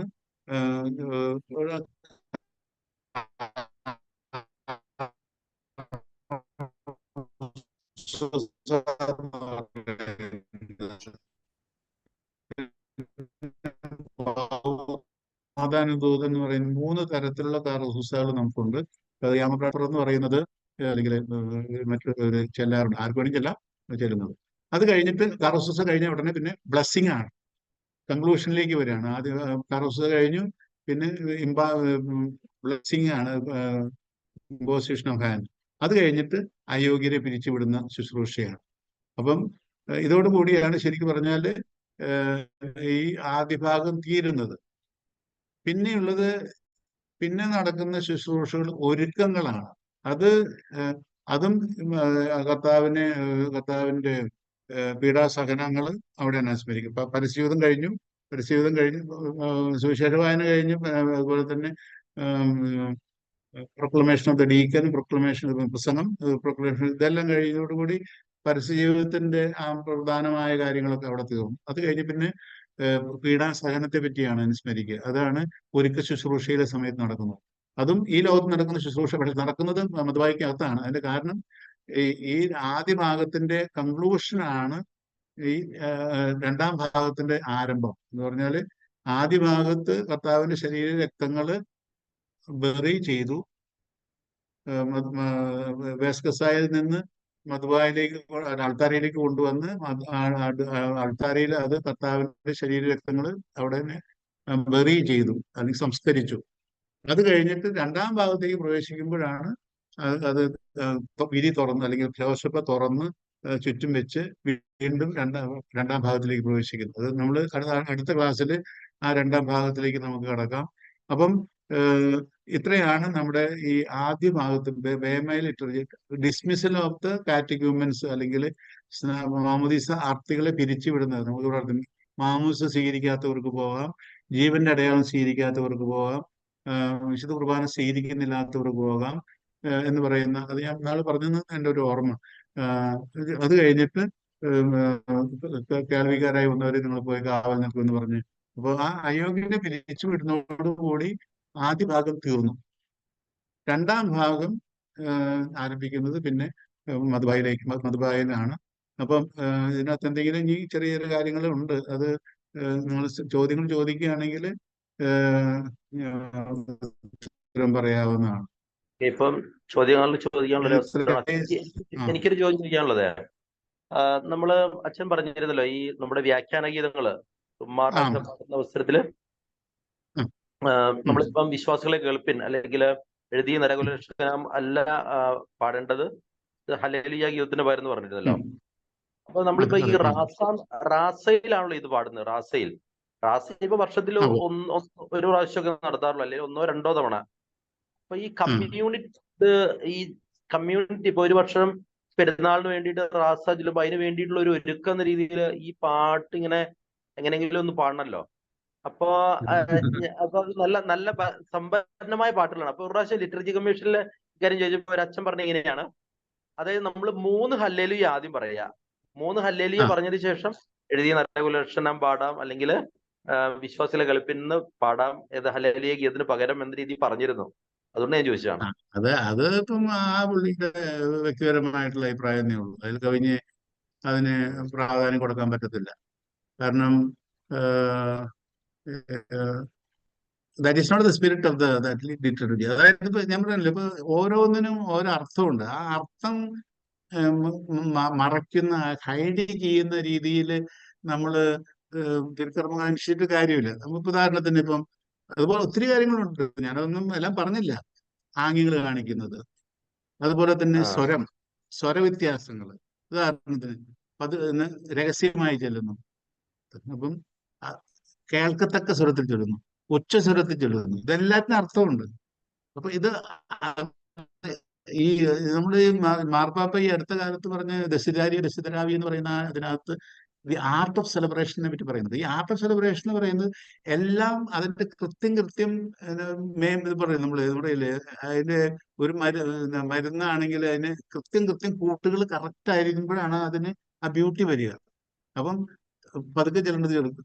ചിലര് ചില ഈ സൈഡ് തെക്കൻ സൈഡിലൊക്കെ ചില ചാൻഡിങ് എന്ന് പറഞ്ഞിട്ട് ചില ആദ്യം മുതൽ അവസാനം വരെ ചാൻഡ് ചെയ്യുക. അതൊന്നും ശരിയായ രീതിയൊന്നുമല്ല.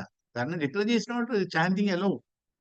ലിറ്റർജിയിൽ പ്രാർത്ഥനകളുണ്ട്, ചൊല്ലാനുള്ള പ്രാർത്ഥനകളുണ്ട്, പാടാനുള്ള പാട്ടുകളുണ്ട്, ചാൻഡ് ചെയ്യാനുള്ള പ്രാർത്ഥനകളുണ്ട്, പലതരത്തിലുള്ള പ്രാർത്ഥന. അപ്പൊ ഇത് പറയുമ്പോൾ തന്നെയാണ് എല്ലാറ്റിനും അതിന് അർത്ഥമുണ്ട്. അതുപോലെ തന്നെ പിന്നെ കാഴ്ചവെപ്പ് നമ്മൾ പറയാറില്ല, ദിവ്യരഹസ്യ ഗീതം, അതും ആ പാട്ട് നമ്മുടെ അതിനകത്ത് കർത്താവിന്റെ ശരീര രക്തങ്ങളാണ് അവിടെ ത്രസ്റ്റ്. അതിന്റെ ത്രസ്റ്റ് അതാണ്, ആ പാട്ടിന്റെ ത്രസ്റ്റ് അതാണ്. അപ്പൊ അവിടെ തന്നെ പൂവും കായും അല്ലെങ്കിൽ നാഥ സമർപ്പിക്കുന്നു, എന്നെ സമർപ്പിക്കുന്നു എന്നൊക്കെ പറഞ്ഞു കഴിഞ്ഞാൽ ഒരു തരത്തില്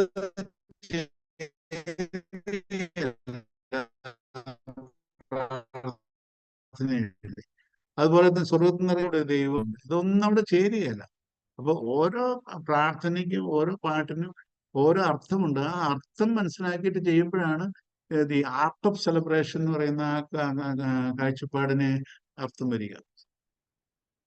അപ്പൊ അതുകൊണ്ട് ഇത് അല്ലേലി ഗീതത്തിന് പക്ഷെ രാസക്രമത്തില് ഞാൻ നേരത്തെ സൂചിപ്പിച്ച ചെറിയൊരു കൺഫ്യൂഷൻ ഉണ്ട്. കാരണം ശരിക്കും പറഞ്ഞു കഴിഞ്ഞാൽ ആ അല്ലേലി ഗീതം പാടുമ്പോൾ മുകളിൽ പോയി സുവിശേഷ ഗ്രന്ഥം എടുത്ത് താഴേക്ക് വരിക എന്നുള്ളതാണ്.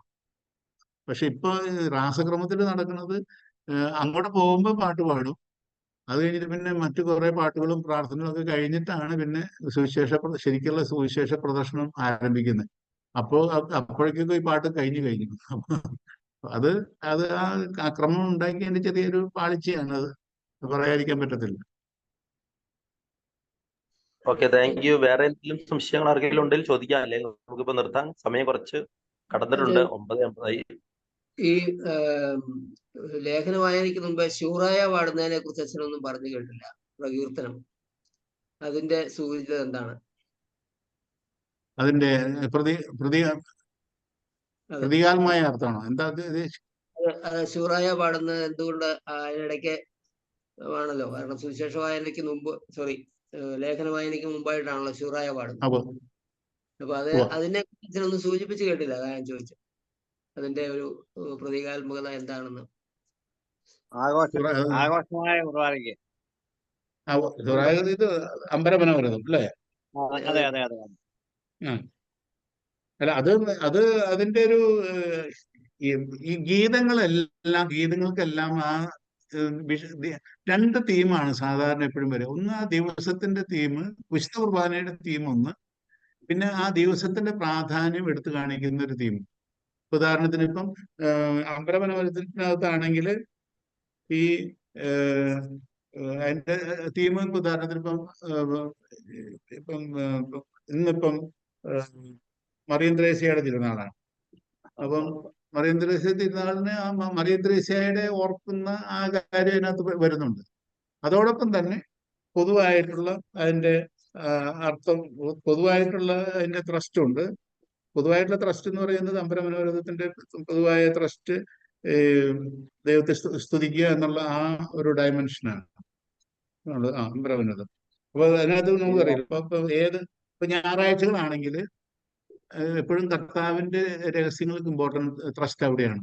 ഫീസ്റ്റ് ആണെങ്കിൽ ഏത് ഫീസ്റ്റ് ആണോ ആ ഫീസ്റ്റ്, ഇപ്പം തോമസ് ലീഗ കർത്താവിന്റെ തിരുനാൾ. പക്ഷെ നോർമലി സൺഡേസ് എപ്പോഴും thrust is on the Christ event ആണ്. മറ്റു സമയത്ത് ഈ പറഞ്ഞ പോലെ വിശുദ്ധരിന്റെ മുൻതൂക്കം കൊടുക്കുന്നുണ്ട്. അപ്പൊ ഇത് പക്ഷെ രണ്ടും കമ്പൈൻ ചെയ്ത്, രണ്ടും വിശുദ്ധ കുർബാനയുടെ തീമും ആ ദിവസത്തിന്റെ പ്രാധാന്യം വിളിച്ചോതുന്ന ആ തീമും കമ്പൈൻ ചെയ്തിട്ടാണ് ഈ ശൂറായ കീർത്തനം നമ്മൾ പാടുക. അല്ലെ, ഇവിടെ ഈ ജനറലായിട്ട് കൊടുത്തിരിക്കുന്ന ആദ്യത്തെ ഭാഗത്ത് തന്നെ ധന്യൻ തോമസ് ലീഹ എന്നുള്ളതാണ് പ്രാധാന്യം. ബാക്കി കർത്താവിൻ തിരുജനനത്തിൽ നിന്നൊക്കെ ഉള്ളത് ബ്രാക്കറ്റിലാണ് കൊടുത്തിരിക്കുന്നത്. അപ്പൊ എല്ലാ ദിവസവും തോമസ് ലീഹ അനുസ്മരിച്ചുകൊണ്ട് നമ്മുടെ വിശ്വാസത്തിലുള്ള പിതാവ് എന്നുള്ള തരത്തിലാണോ, അതാണ് അങ്ങനെ കൊടുക്കാൻ കാരണം? അല്ല, അതൊരു ഒരു സാമ്പിൾ ഇട്ടുന്നേ ഉള്ളൂ. അങ്ങനെയാണ്. അതായത് ഈ ഗീതം ഉണ്ടല്ലോ, ഈ ഉവ്വ. ഗീതം ഓരോ ഞായറാഴ്ചയും വ്യത്യാസമുണ്ട്, ഓരോ തിരുനാളിനും വ്യത്യാസമുണ്ട്. വ്യത്യാസമുണ്ട്. അത് നമ്മുടെ ഈ ആ അപ്പൊ ഇവിടെ കാലമനുസരിച്ച് 2-3 സാമ്പിൾ ഇട്ടുന്നേ ഉള്ളൂ. അത് സാമ്പിളായിട്ട് എടുത്തേച്ചാൽ മതി.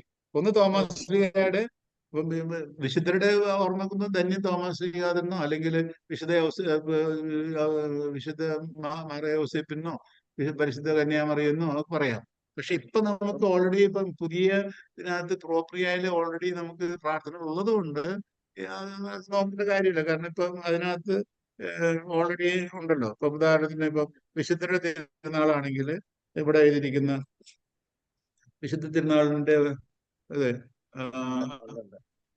ഇവിടെ പറയുന്നത് ജീവാത്മാവിൻ ഗീതികളെ കല്ലിലിരിക്കുന്നു നിർമ്മല കർത്താവിൻ വിശുദ്ധർത്തൻ നിർമ്മലമാകും അനുസ്മരണം. വിശുദ്ധരുടെ പൊതുവായിട്ടുള്ള തിരുനാളിന് പാടുന്ന പ്രാർത്ഥനയാണ്. അപ്പൊ അതുകൊണ്ട് അതൊരു നമ്മുടെ പൊതുപ്രാർത്ഥന ഇട്ടിരിക്കുന്ന ഈ പറഞ്ഞ പോലെ തോമസ് ലീഗ തിരുവചനത്തിൽ നിന്ന് ഇട്ടുന്ന 2 സാമ്പിള് എക്സാമ്പിൾ ഇട്ടുന്നേ ഉള്ളൂ. അതിൽ കവിഞ്ഞ് അതിനകത്ത് പ്രാധാന്യമൊന്നുമില്ല.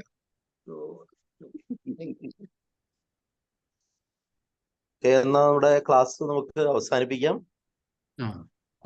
വളരെ ആഴമേറിയ അർത്ഥതലങ്ങൾ ഉൾക്കൊള്ളുന്ന ഒരു ക്ലാസ് ആണ് നമ്മൾ കേട്ടത്. വളരെ സമ്പന്നമായ ഒരു മണിക്കൂറിലൂടെ